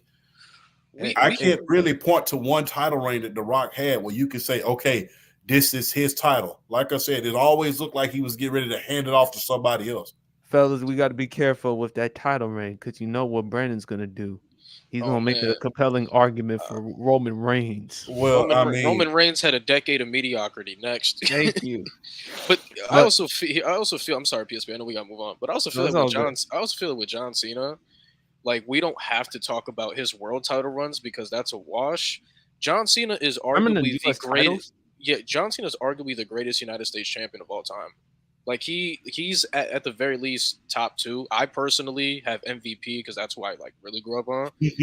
But because MVP was great, but John Cena's U.S. Open Challenge, the way how he elevated the entire roster, like he was facing NXT guys, like he faced Sami Zayn, Kevin Owens when he came up, faced Wade Barrett, Dean Ambrose, like that elevation he did with the United States Championship. Like a lot of people have him as the greatest United States champion of all time.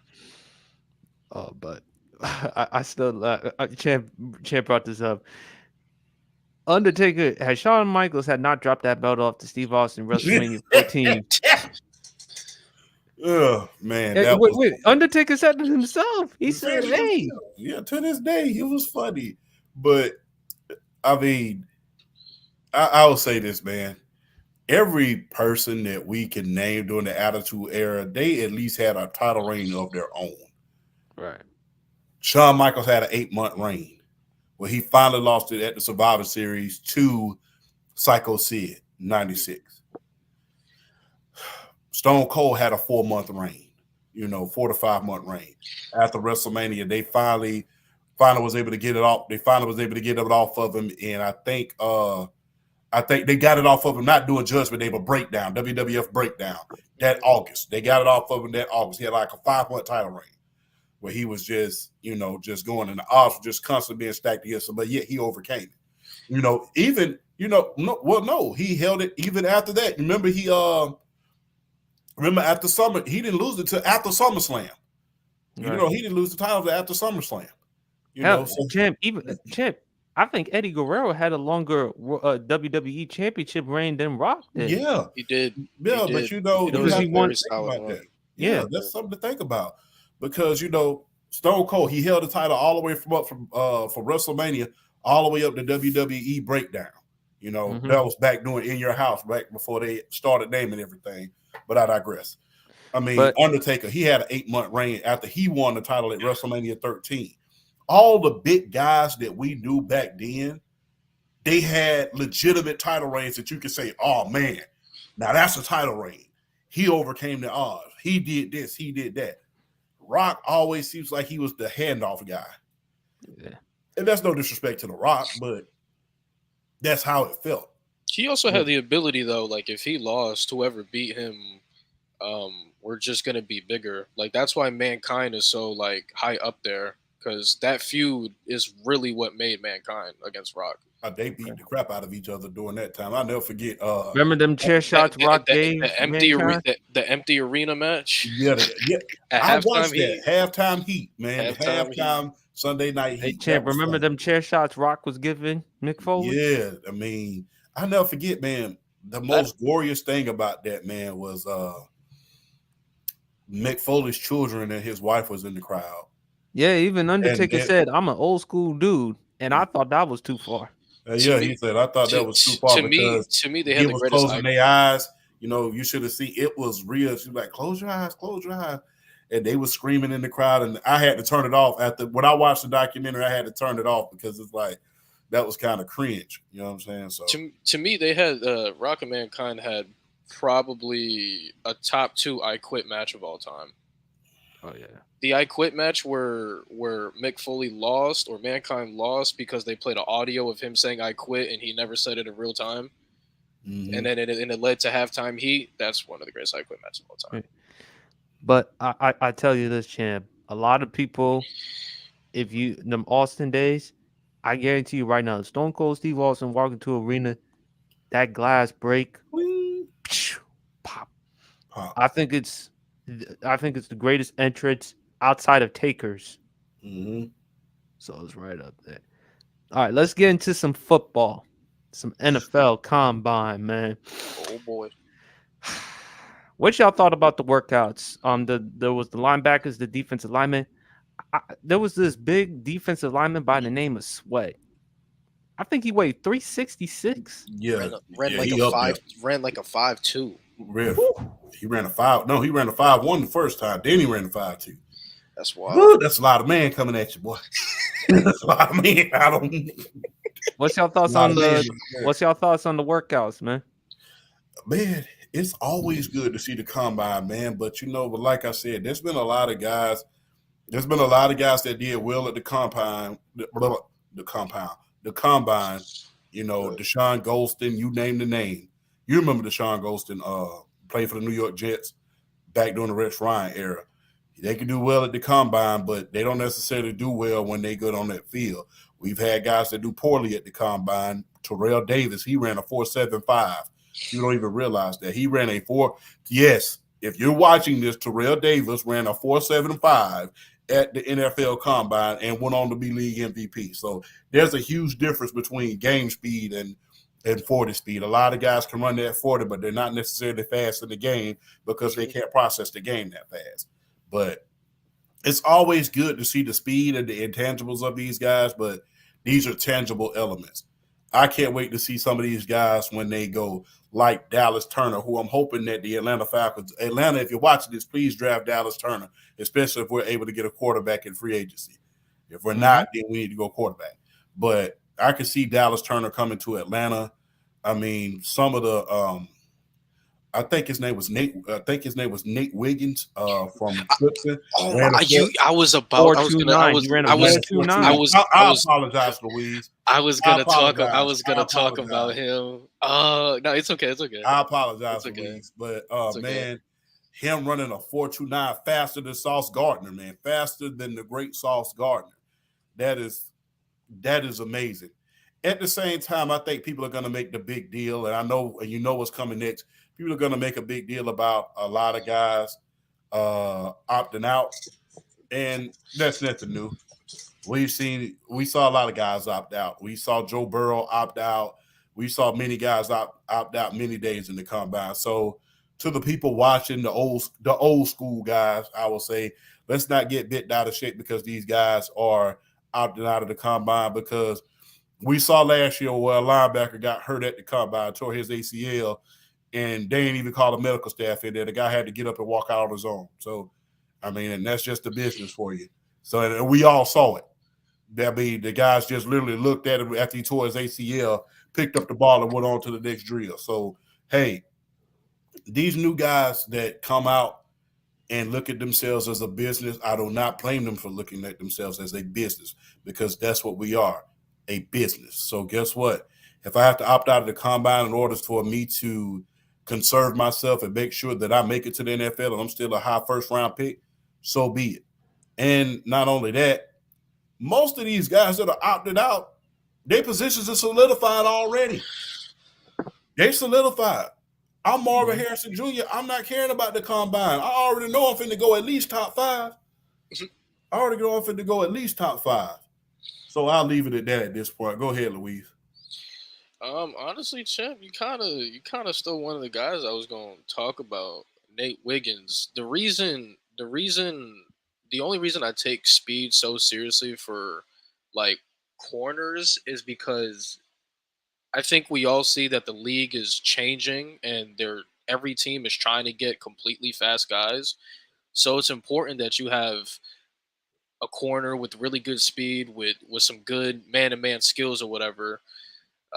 because the league is completely changed, and now these wide receivers bare minimum are running like 4.3s and 4.4s. Like the league is changing from an athletic standpoint. But another guy that I want to look at in the cornerback position, I believe his name is Marcellus Dial, the cornerback for the University of South Carolina. Mhm. I believe he led his team in interceptions and pass breakups, and I think he's going to be a very sleeper pick in the later rounds. Good man coverage skills, good athlete. So I think he's definitely a name. But overall, there's nothing that really stands out to me yet. But I can tell this is going to be a very deep class, though, because a lot of players are very similar to each other, and it's going to be very deep. Corners really deep. Like a lot of the corners are really similar. And don't forget about the tight end position. Devin Cope running from the University of Washington, 6'4", 200, almost 275 pounds, running a 4.47 in the 40. I mean, big guy, almost the size of a defensive lineman on the offensive side of the ball, who's going to create a hell of a lot of mismatches in the NFL this upcoming season, and in his NFL career being that big. I mean, that's going to be, and hey, and even with him running that, Brock Bowers still on the top of everybody's board. So shout out to UGA, by the way. I believe the Chargers may take him. I believe another sleeper prospect on the defensive side of the ball is I think Champ, you might be able, I think his name is Javon Bullard. That's another one. I believe he led you guys in pass breakups. That was his high. Yeah, so he's another one that's a sleeper. Yeah, for sure. He's better than Rambo too. So, what are your thoughts about Caleb Williams, Drake May, Jaden Daniels, the top 3 quarterback prospects? They decided not to throw at the combine. Do y'all have a problem with it? I don't really have much of a problem with it because we've seen examples like Joe Burrow, Kyler Murray, Andrew Luck, other prominent quarterback prospects that have declined to throw at the combine. For me, all they got to do is ace the test in the pro day, which is orchestrated for them. And then on top of that, how they handle themselves in the meetings. Now, for people who are going to bring up Wonderlic scores, look at CJ Stroud's Wonderlic score last year. But still, the Texans drafted him with the number 2 overall pick, one of the top ascending quarterbacks in the NFL. Do y'all have a problem with it? Let me reel off some quarterback names for you that didn't throw in the combine. Derek Carr, RG3, Sam Bradford, Tim Tebow, Matthew Stafford, Matt Ryan, Brady Quinn. So out of all of those guys, you have an MVP, 2 All-Pros, and 2 Rookie of the Years.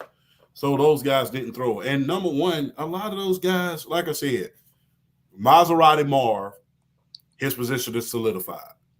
Pretty much at this point. Caleb Williams, his position is solidified. I'm going to go at least top 10. Drake May, solidified. Jaden Daniels, solidified. Those 4 guys are solidified at this point. I mean, the only thing you got to do is look at the tape. And my thing is the Wonderlic test, I mean, we've seen guys pass the Wonderlic test and not do too good in the NFL. Look at Tim Tebow. He did good on the Wonderlic test. And that's no knock on Tim Tebow. He just was not a quarterback at the NFL level. So, I mean, there's been a lot of guys that have passed Wonderlic tests. What I say? No, I'm laughing about Tim Tebow throwing that game-winning touchdown pass against the Steelers. I'm watching it right now. But he wasn't a quarterback, and that's the reason why they had to. I'm just trying to infuriate Jay. That's all. I feel you, but yeah, I mean, you gotta. I mean, yeah, but I agree. It doesn't matter. Yeah, but I agree, Champ. At some point, we really got to stop. I mean, it's already locked in. And also to Caleb Williams, he did say something about, hey, if Chicago drafts him, he has no problem with it. I think basically he's just saying that because of all the PR hits that he took. Remember, Luis, remember his father saying, depending on the funky situation, he could possibly stay for another year at USC. And then on top of that, the list of teams that he wanted to play for, including the Cowboys, the Vikings, the Raiders, your team, the Dolphins, and he likes the Dolphins because We'll South never Beach get in him. them colors. Hey, I have to say this, Never get and I'm him. not trying to pull any cards when I say this. No, Never get him. I'm going to say this. I I'm gonna have say no it problem before. with him not wanting to get drafted by Chicago because we all know how Yeah. terrible that organization yes. is as far as And not quarterback only that, position. people didn't say that when Eli's father intervened and he said that he didn't want to go to the Chargers. Oh, I'm man. just being real. I John Elway, his father intervened and stepped in about his draft status. Nobody said a word. So why is it when Caleb? I mean, we've seen this before. Ain't nothing new up under the sun. History does not repeat itself. It just rhymes. The thing is, we've seen this before with Pete. And Barry. And you want to talk about somebody's father being vocal? Go back and look at Barry Sanders' documentary and look how vocal his dad was when he was at Detroit. So we've seen people's parents, especially guys who in the business, be vocal about where they want their child to go. And my thing is, it's no different than wanting your child to go to a good school. Do you want your child to go to a school where you know they're not going to learn anything, or do you want them to go to a star organization where they're going to develop their talent and there's a good coach there? Because there's been one too many times, and people can say, and people don't want to acknowledge this. People always want to talk about bust, bust, bust. There's been one too many times where we've seen certain quarterbacks, where they failed at a certain area, but once they got to a place where they got some coaching and got their skills honed and polished, they succeeded. Look at Steve Young when he went to Tampa Bay. Drew Brees. No, you can't say Drew Brees either, because the thing is, he excelled in San Diego. I mean, he became a Pro Bowler in San Diego. 04. Yeah, 04. So my thing is, I mean, look at Baker Mayfield. Look at what he did. Could you say look at Brett Jim Favre? Plunkett? Could you say Brett Favre? He was drafted by the Falcons, and then later he wasn't home properly. Wasn't home properly. Jerry Glanville didn't know what to do with a Brett Favre. So guess what? Thank the good Lord he had Mike Holmgren. Yes. I looked him up in a Falcons jersey, bro. Do you know what they used to call Brett Favre when he was down here in Georgia? They used to call Brett Favre Bakehead Brett. Nah. Do y'all know? Shannon Sharp mentioned that as well. Yeah. Do y'all know who from Bankhead? He spent so much time in Bankhead. Y'all know who from Bankhead, right? T.I. from Bankhead. So guess what? They calling you Bankhead Brett. There's something wrong with that picture. You the quarterback. So yes, in a lot of people's mind, there was something wrong with that. I would not see anything wrong, but a lot of people see, damn, your name Bankhead Brett, and you the quarterback for the Atlanta Falcons. There's something wrong with that picture, especially back then. You know why we're not going to get into it on this show. Right. But the thing is, we've seen one too many times where you are in a situation, quarterbacks are in a situation where they're not correctly given the tools that they need. They're not given the tool. They're not surrounded by anybody. They're just bringing the team back from pretty much mediocrity, and they don't have any help. And it's pretty much on their shoulders, and the franchise is dependent on them, and they just can't do it. Like I said, we saw that with Jim Plunkett when he went to the Las Vegas Raiders back when he went from New England to the Las Vegas Raiders back in the day. Right. I mean, dead end at the New England Patriots. Went to Oakland, won 2 Super Bowls, and comeback player of the year. So, I mean, people keep criticizing Caleb Williams' father, but Eli's dad spoke up for him. John Elway's dad spoke up for him. I mean, you can best believe that Marvin Harrison, his father, has something to do with some of the things that he's doing right about now. He has playing a role. And, hey, you better hope that the Indianapolis Colts don't trade up and get it, because that would be history. Oh, my God. Can you imagine him with Anthony Richardson? Yeah. Yes. Oh, no. So guess what? And they bring Pittman back? Yes. So you got to think about this. I think the Cardinals going to draft him. Yeah. And my thing is, don't be surprised. And if you really look at the NFL right about now, a lot of these guys' fathers has been in the NFL. They know the business of the NFL. So guess what? They're going to make sure that they do the best and their kid get the best deal. So this is nothing new. We saw Brett Favre. We saw John Elway with his dad do it. We saw Eli Manning and the Manning family do that because they didn't want to go to San Diego. And back then, I really didn't understand why they didn't want to go to San Diego. Still don't know to this day, because that was arguably one of the most talented teams during that decade on paper. They had more talent than the Giants ever did. And I do say on paper, granted, they never won a Super Bowl, but can you imagine Eli with with a lot of the safety nets that he would have had in San Diego rather than he had in New York? Because with Gates and LT, yes, because defense, LaDaine Thompson was 10 times better than Tiki Barber. Michael Turner was better than Brandon Jacobs. Darren Sproles was better than some of the running backs that they had on that roster.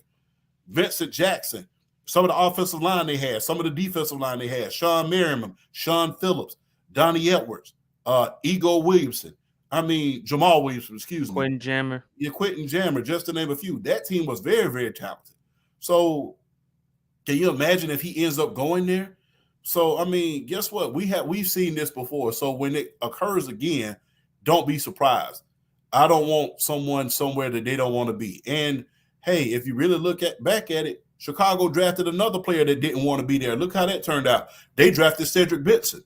He didn't want to be there. He didn't pan out for the Bears. Right. Then he goes to Cincinnati and ends up being one of the best players that they have on that team at the running back position. Right. What's your thoughts about it, Luis? I mean, just me personally, I don't like when parents intervene, because the main point I always go to when I talk about parents intervening is LeVar Ball, because I remember essentially what Caleb Williams' dad is doing. He's kind of making it seem like my son is too good for you guys for a couple of teams. And we all know, as a competitor, I think we've all played sports, like whenever we see somebody who feel like they're too good, bulletin board. And what happened when LeVar was hyping up Lonzo before Lonzo even declared? Steph Curry with a 40-inch vert. Oh, Lonzo too good for this team. He's going to lead the Lakers to a championship. Oh, Lonzo yeah.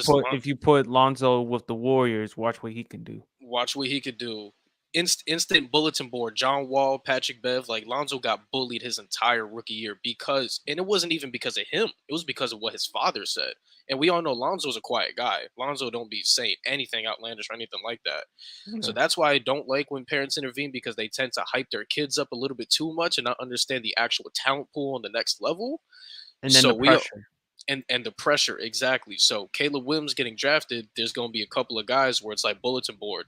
Like imagine if hypothetically his father was like, I don't want him to go to the Rams. I don't think the Rams are that good. Now you're going to have a guy like Aaron Donald that's like, oh, you think he's too good to play for us? Bulletin board. Now right. Aaron Donald going to get you. Or a guy, or let's say he said, oh, I don't want my son to play for the Steelers. I don't think the Steelers are that good. Oh, okay. So you got a guy like Minka, who Minka's known to being a dirty hitter, so he might get a hit on him. You got a guy like TJ Watt bulletin board you. So it's a lot of pressure. That's why I don't like when parents intervene, because now you're setting your kid up for failure. I agree with Luis on that one, because I feel like if that's the type of perception that you're giving, it's going to be a terrible look on Caleb Williams, and it's going to put more of a target on him, and players are going to go after him because who are you? You've never even played an ounce of professional football. And look, I can't necessarily blame him for not wanting to be drafted by the Chicago Bears, even though he said he doesn't mind it. I feel like he's just doing it basically because, look, of all the negative criticism that he has taken. But let's be honest, nobody wants to be outside in that cold. And on top of that, you look at Chicago, the best quarterback they've had in this generation is Jay Cutler. Historically, who's the best quarterback they've had, champ? Jay freaking Cutler. Sid Luckman. I thought it was Jim McMahon, but it was Jim McMahon and then Sid Luckman and then Jim McMahon. But that's another reason why I don't blame right. And to your point for saying that, hey. And to your point, champ, and you've said this countless times. Quarterback can't throw behind his back. If Justin Fields can't handle behind that offensive line in Chicago, what the hell makes you think Caleb Williams is going to be fine? Mm-hmm. I do think the criticism of Caleb Williams has gone too far, particularly when it comes to things that I feel like is totally irrelevant, like with the painted fingernails and the dress. Yeah, that's not play.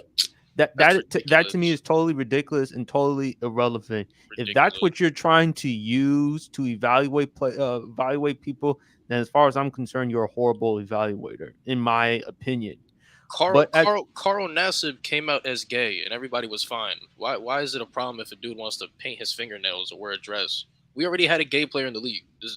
Come on now. Let's play football. Let's play some ball. The bottom line is, look, at the end of the day, I'm going to judge you based on your character in terms of what you've done off the field. As long as Caleb Williams does not have any legal issues, I'm good.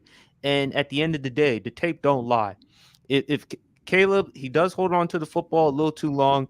People talk about he didn't step up big in big games. But let's put it in context. I'm an OU dude. Lincoln Riley was at OU. What I've been trying to tell folks, Champ, about Lincoln Riley when it comes to defense. He did. I mean, you ain't got no all that offense. That is the only, and I say to this day, that's the only reason why we won against y'all. Don't mean to make up a bad memory, by the way. That's the only reason why we beat y'all in that college football playoff, because y'all didn't have no defense. And y'all took y'all main defensive weapon out of the game for some reason. Big O. Right. And that was because I was looking for him the whole game. You know, the defensive end y'all had. You know, I think he was the African guy. I feel I'm gonna feel bad for Caleb when he's drafted, because this isn't a Bryce Young situation, because Bryce Young was not a generational prospect. Caleb Williams is. So we all know once Caleb Williams gets drafted, they're literally going to track his every move. So let's say he does, like, for example, like show up with the paint and nails or whatever, people are gonna view that negatively or whatever. And like everything he does is gonna get covered. Everything he says. He's gonna be under a huge microscope. Anything he wears, they're probably gonna record him when he's driving out of the building. Like, well, that's gonna come with being the first overall pick, man. When you're the first overall pick, you're up under a microscope already. Right. You're up under a huge. And when you're a generational prospect like him, it's pretty bad. Often compared to Patrick Mahomes. Yeah, not only that, I mean, people often want to say he's the best prospect ever, but I'll still go with Andrew Luck. But I still do too. Unfortunately, hard luck. Fortunately for hard luck, Duck. I mean, it's a tragedy. That was great. That was Grigson, man. Grigson got too arrogant, got too complacent, and Irsay didn't step in. I mean, come on, you traded a first-round pick for Trent Richardson. That's crazy. That's crazy. And my thing is, he didn't even get 1,000 yards that season. His rookie season, he got 900 yards. I mean, it was a good. It was a solid season, but nothing to trade a first round pick. Right. But again, like I said, I feel bad for Caleb because him being a generational prospect, I wouldn't go far and say he's the best prospect, but him being because we didn't see this with Bryce Young. Like, mark my words, Luis. If Caleb Williams plays bad, if he plays terrible, people are gonna call him generational bust. A 2-pick game, because we all know as quarterbacks that's bound to happen. He's bound to have a 2-pick game at some point. Once he has a 2-pick game, people are going to rag on him for no. It's gonna get ugly. But I also feel like he needs a new team, because I couldn't tell you how many times this season where a leak has come out about Caleb, that Caleb has said this or Caleb has wanted this, and then Caleb the next day will publicly go to the media and say, I never said this shit. Well, my thing is there's always going to be innuendos that comes out for a lot of guys. I mean, my thing is during the draft, I don't understand why this process works, but I mean, every time you come out the draft, somebody has they have to have a character issue somewhere, and if they can't find something, they'll create something. It's just like, well, I don't want to go last season. Jalen Carter, that was the character. Well, issue. that was to his credit. Don't get Champ started, because he didn't want issues, bro. 2 years ago, it was those were some real character issues with Jalen Carter. And Michael Parsons was a character. Yeah, Michael Parsons. Yeah. And then 2017, George Joe Pickens. Mixon. George Pickens was another character issue. Yeah, Joe Mixon. Yeah. But because the whole domestic situation, but those were real with Jalen Carter and those guys back there. Those were real character issues. Which is why you said Atlanta don't touch him. Yeah, the Atlanta, he had to get out of the state of Georgia in order for him to excel. If he stayed in Atlanta, it would have been done. Yeah, if he stayed in Atlanta, ain't no telling what would happen, because Atlanta and Athens ain't but that far apart.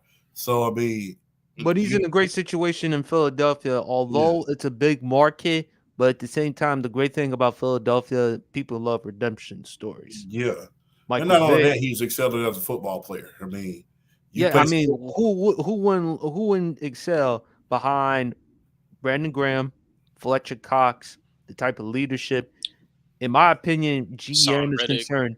Howie Roseman. And not only that, you starting over the guy who started over you at Georgia. Remember, Jordan Davis. Jordan Davis was starting over Jalen Carter in the world. Yeah. But, All right. Let's talk about some NFL, some start, bench, and cut. I haven't even. Oh yeah. Yeah. Yeah, I have. This one's kind of easy for me. Who wants to go? You can go, champ. Okay, put me on the spot. Why don't you? Okay, here we go. All right. I'm gonna start Big Ben. I'm starting Big Ben. Cornerstone for the Pittsburgh franchise. I mean, cornerstone. I mean, if it wasn't for Big Ben, they wouldn't have the Super Bowls that they have now. They became Sixburg because after a litany of quarterbacks that Bill Cowher went through, it was like a revolving door at one point for the Pittsburgh Steelers. So I got to start Big Ben. Love Russ, man, but I got to bench Russ. You going on the bench, and but at his peak, he was very, very good. People underestimate Russ, man. I mean, had some of the best fourth quarter comebacks that you ever want to see. In all has almost over 35 fourth quarter comebacks in his career. So I think that people that are just saying that he's a merchant of the Legion of Boom is really not really watching the game at a certain point. Because if you really look at that year where Atlanta made it to the Super Bowl, they almost came back on us that year. And let's not forget 2015 Russ, particularly the second half of the season. He was putting up. And he was just putting in that work. So, I mean, plus, he's a shorter quarterback. He's not – Russ is – I'm the same height as Russ. He's only 6 feet on his best day. They say 5'10", 5'11". Yeah. He's 5'11"? He's like Drew Brees, yeah. Wow. You told me Drew Brees is not even 6 feet. Drew Brees, I seen him in person. But to see how short, I seen him in person. So I'm like, what? That's Drew Brees. To see how short Russ is, there's a picture of him and Tua side by side, and Tua towers over him. No, but when I first saw Drew Brees when he came in Atlanta, I said, "Hey, that's Drew Brees." I said, "Ain't no way that's Drew Brees." He said, "Where Drew Brees at, man? Where Drew Brees at?" Yeah, that's not Drew Brees. That's probably how Panthers fans feel about Bryce Young. Where the hell is Bryce Young? That's not Drew Brees. They No. That's how Arizona fans feel about my man Kyler. That's a. Now, when we saw I seen but the thing is, I know this is another subject for another day. I have seen Cam Newton in person, and that's Cam Newton. So when he came out the tunnel in the Georgia Dome when he played against my Atlanta Falcons, I was like, yeah, that's him. I seen, believe it or not, I seen Mac Jones in person. Like, I'm like, bro, like TV don't do you justice. You way bigger than most people in this building. But Russ doesn't get the credit that he deserves, probably because of his mild-mannered personality. The whole the whole Captain America attitude. And that these days in these days full of clicks and likes and stuff like that, you're not going to get a lot of credit for that. So don't go to Atlanta. I'm telling you, don't go to Atlanta. Don't do that. But you gonna get you and Sierra gonna get killed in Atlanta. I'm sorry, not killed as in killed. I mean killed as in people gonna mock you, internet memes and all that stuff. I mean, you know what I would find funny? I'm just being honest. You know what I would think that would be the funniest stuff alive? If I caught Russ listen to a Future CD, if he was just working out, I would literally laugh because it's like, well, I don't give a crap what he says about me. I still like his music. And that would be the if he ever made a video like that, that would be the biggest, like, regardless how much you talk Oh about. man, Twitter, Instagram, Yeah, TikTok. I would love to see that. Regardless Twitter of how much you talk about me, dude, I'm still a fan of yours, man. And regardless how, because I know you're a fan of mine because you be talking about me all the time. Man, So Twitter would not be a good play. Atlanta's so scary to play in because if you suck, you're done, bro. You might as well just leave the next week. To be honest, the reason why that is, man, this Georgia as a whole has not had that outside of the Braves. Outside of the Braves, we have never had a professional team win anything. We haven't. I mean, other than the Braves. So that's how come you see a lot of this grudging process between us and the Falcons, because we've had opportunities to win but didn't. I mean, had some of the best. I mean, even with the Hawks, I mean, in the early 90s, I mean, had some of the best teams money could buy, but yet you trade our best player in franchise history to the Clippers in his prime. 1992 was arguably the best team that we had in order to overtake Michael Jordan. We had a little bit of everybody.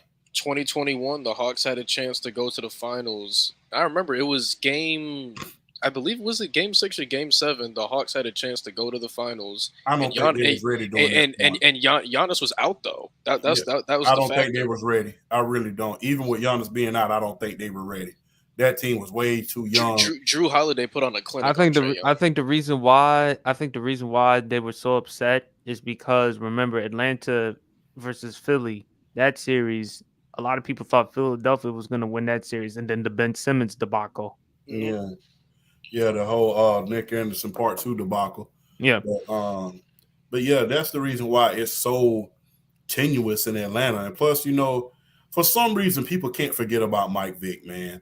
I do not know why, but they just can't. Can't let him go. I mean, they won't. I mean, I don't understand why, but speaking of Georgia, you a Bulldogs fan and you cutting your boy Stafford. So, yeah, because the thing is, no, it doesn't. Because the thing is, he was never the best quarterback in the league.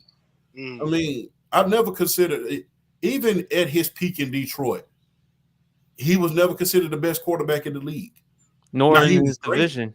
Or in his division. He was always overshadowed by Aaron Rodgers and other quarterbacks that were in that division. Wasn't top 5 either.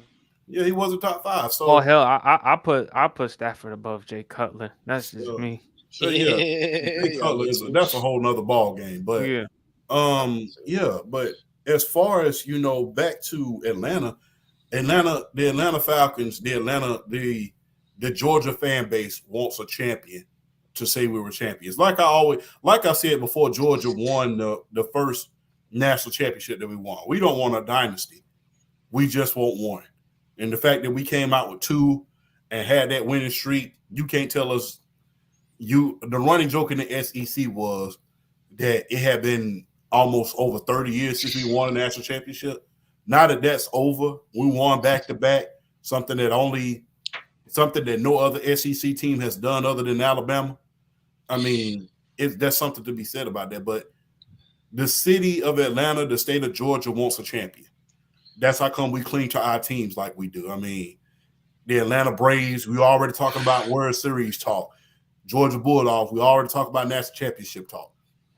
We already talking about and you heard it all last year, man, if we had a quarterback, we would have a Super Bowl.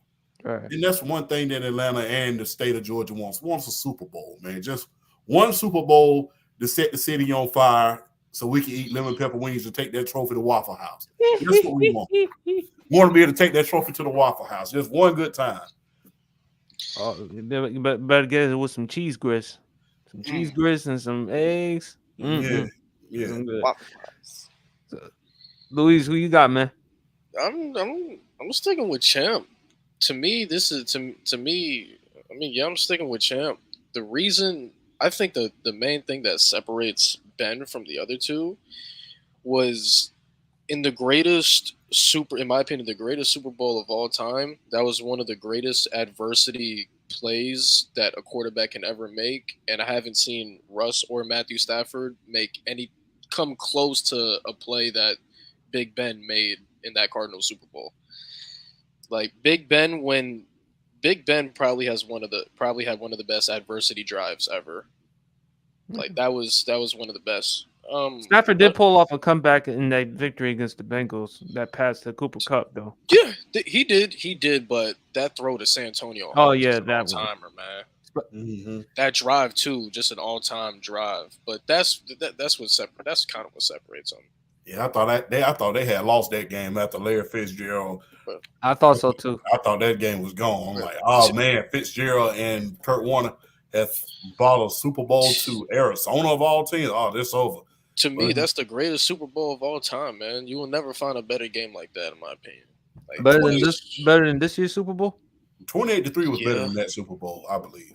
I know my Falcons was on the receiving end of a loss that day, but 28-3, that was arguably the best Super Bowl you ever want to see, because that was a great Super Bowl. Because that Super Bowl right there was like, you knew it was like, man, this is over. Everybody was saying this is over, but even myself, I was like, that is Tom Brady. I don't really trust this margin of victory right now. Let me sit down somewhere.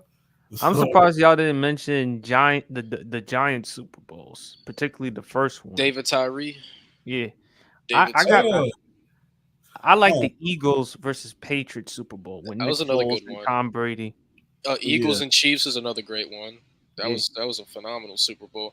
But to me, just everything that happened in that Steelers game versus Arizona, like the James Harrison pick six and the Fitzgerald play, the Santonio Holmes catch, just everything about that Super Bowl was just magical. Like if I had to show a casual football fan like one game, that would probably be the game. Not gonna lie.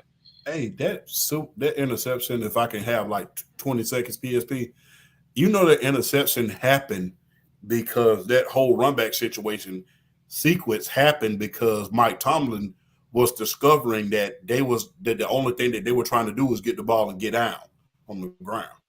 Mm-hmm. They said, and then Mike Tomlin was trying to make them literally run drills in order to say, hey, if you get an interception, we need to try for a touchdown. And that's how they end up running that touchdown back with James Harrison. That's elite coaching right there. That's elite Tomlin right there. I'm starting Big Ben. And the reason why I'm starting Big Ben, you mentioned this champ, he won with two different head coaches, Bill Cowher, Mike Tomlin, in a cornerstone franchise like the Steelers. People forget how very mobile young Ben was, especially out of the way he shrugged off defenders, champ. People forget just how mobile and how well he could extend the play better than most. I mean, the reason why he wore number 7 is because of his childhood hero, John Elway, and how the way he can shrug off and move and manipulate. I'm a bench Russ because I think early on in their careers, I think Russ was a better passer early on in his career than I think Ben was. Ben, when he became a better passer, was 2011, 2012, or 2013, and years on when he had Antonio Brown, though. Early on in Ben's career, he wasn't that great as a passer. I mean, early on in his career. Yeah, but he wasn't. I mean, there was a lot of. I mean, remember he had the worst stats for a quarterback in Super Bowl history. So he's not lying. Yeah, I have to cut Stafford. Unfortunately, I think Stafford. I just love those passes that he makes, though. I mean, I love them coming out of that 2009 draft. I was at that 2009 draft. And shout out to my man, Mirror the GOAT. Russ deserves more credit for his deep balls. Yeah, Russ at the time, during his time in Seattle, threw beautiful deep balls, particularly to Doug Baldwin and the crew.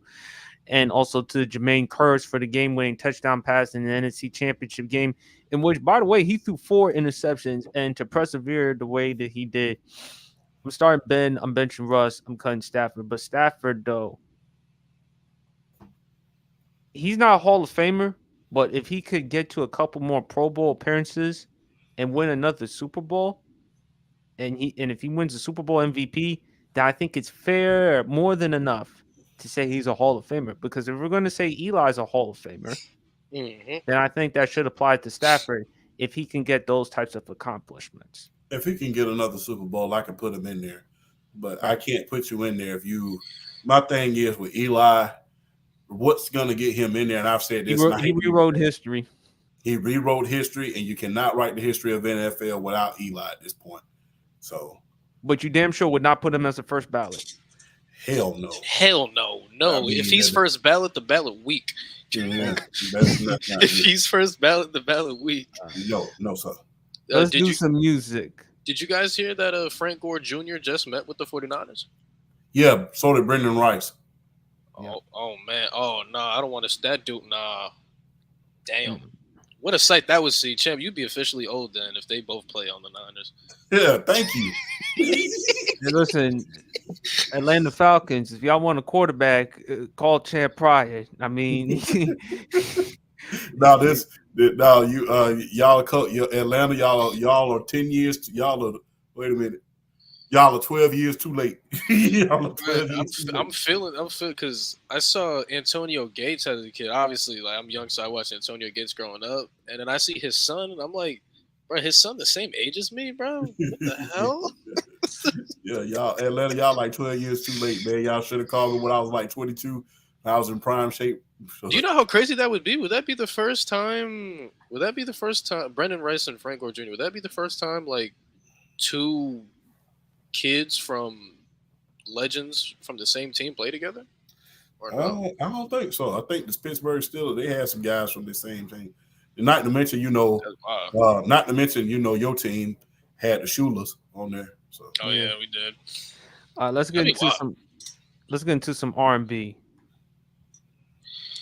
The Dream or Trey Songz? Damn. I'm going with The Dream.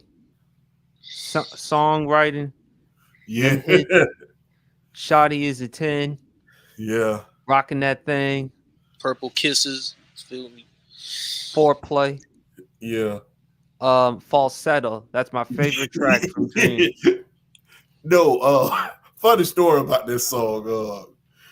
When that song first came out, I didn't realize what he was saying. I thought he was saying in a falsetto. So, and I asked my homeboy, shout out to my boy Josh. I said, "Hey man, why would he want somebody in a falsetto?" And he was like, "Fool, it's a falsetto." I was like, "Oh my bad." That was funny, but My hey, mama man, actually taught me the song. in a falsetto. But I gotta go with The Dream, man. Not to mention, man, he wrote Umbrella. Yes, he did. And Yeah, he also wrote some tracks for Beyonce. Yeah, he also wrote tracks for Beyonce. I mean, Trey Songz need to give me his workout videos though, so I can get in shape like Trey Songz. He need to give me his workout videos though. So that would be epic. Get me back to prime champ. But I'm going with The Dream. Who you got, Luis? I'm gonna go with The Dream, simply because I don't think Trey Songz has an album that compares to Love vs. Money, and I think Love vs. Money has much better projects than the entire body of work of Trey Songz and his albums. So that's what I think. All right. And one last one, and this is for Luis. This is nothing to do with politics. Nothing to do with politics. Not this one. Nothing to do with politics. You rocking them shoes, Luis? The Trump ones. Nah. If you remove the T, maybe, but nah. You don't want to rock the Trump ones, man. Nah. I mean, listen. You could put together a fit like I mean, if you wear some black some black jeans and a white tee, you could pull that off. But it has the T on it, bro. It makes it look ugly. You mentioned LeVar Ball. Which shoes are better, them or the big ballers? Bro, I'm wearing the Trump shoes, bro. The big ballers, bro. Have you not seen them shoes deteriorate, bro? When Lonzo wore them in the league, oh my god. Hey, listen, Trump's people, y'all want to give me $2-3 million, and if y'all want me to wear them shoes, y'all better give me the money. I want cash or sell me the money. I will wear the shoes. Listen, as long as you pay me, I don't give a fuck. As long as you pay me, I will wear the shoes. You know Pay, what? pay I go me. off on a limb. Hey, President Trump, send me a pair of them shoes, man, so I can go around here and look different in the city of Columbus. President Trump, send Champ a pair of them shoes so I can go around here in the city of Columbus. And I can, This man Champ gonna bring sexy back, bro. Like, yeah, I can walk around here. It's already about to be springtime anyway, man. Got them cut off blue jeans on, put me a pair of Trump ones on, kick my feet. bro, dude, show the picture again, yo. Let me read. Let me evaluate. Let's see the Trump ones again. Bro, I'll bro, rock them. President Trump, send me a pair of them shoes, man. bro, take the T out from the side. I don't care if it's on the tongue. Just take it out from the side. It look ugly. I mean, I'll wear it though. If you give me some black jeans or black skinny jeans and a white tee, I'll wear them. Yeah, send me, I'll wear some cut off jeans with a white t-shirt. How much that shoe cost? I think it's about $400. I ain't paying $400 for them. Yeah. So I can't pay $400, man. I can't afford them shoes, man. President Trump, send me a pair of them shoes. Is Trump gonna shout out my TikTok if I buy them? Like, what's Hey, Trump, DM us. DM us, Trump. President Trump, please DM us. Give us a pair of them shoes, man.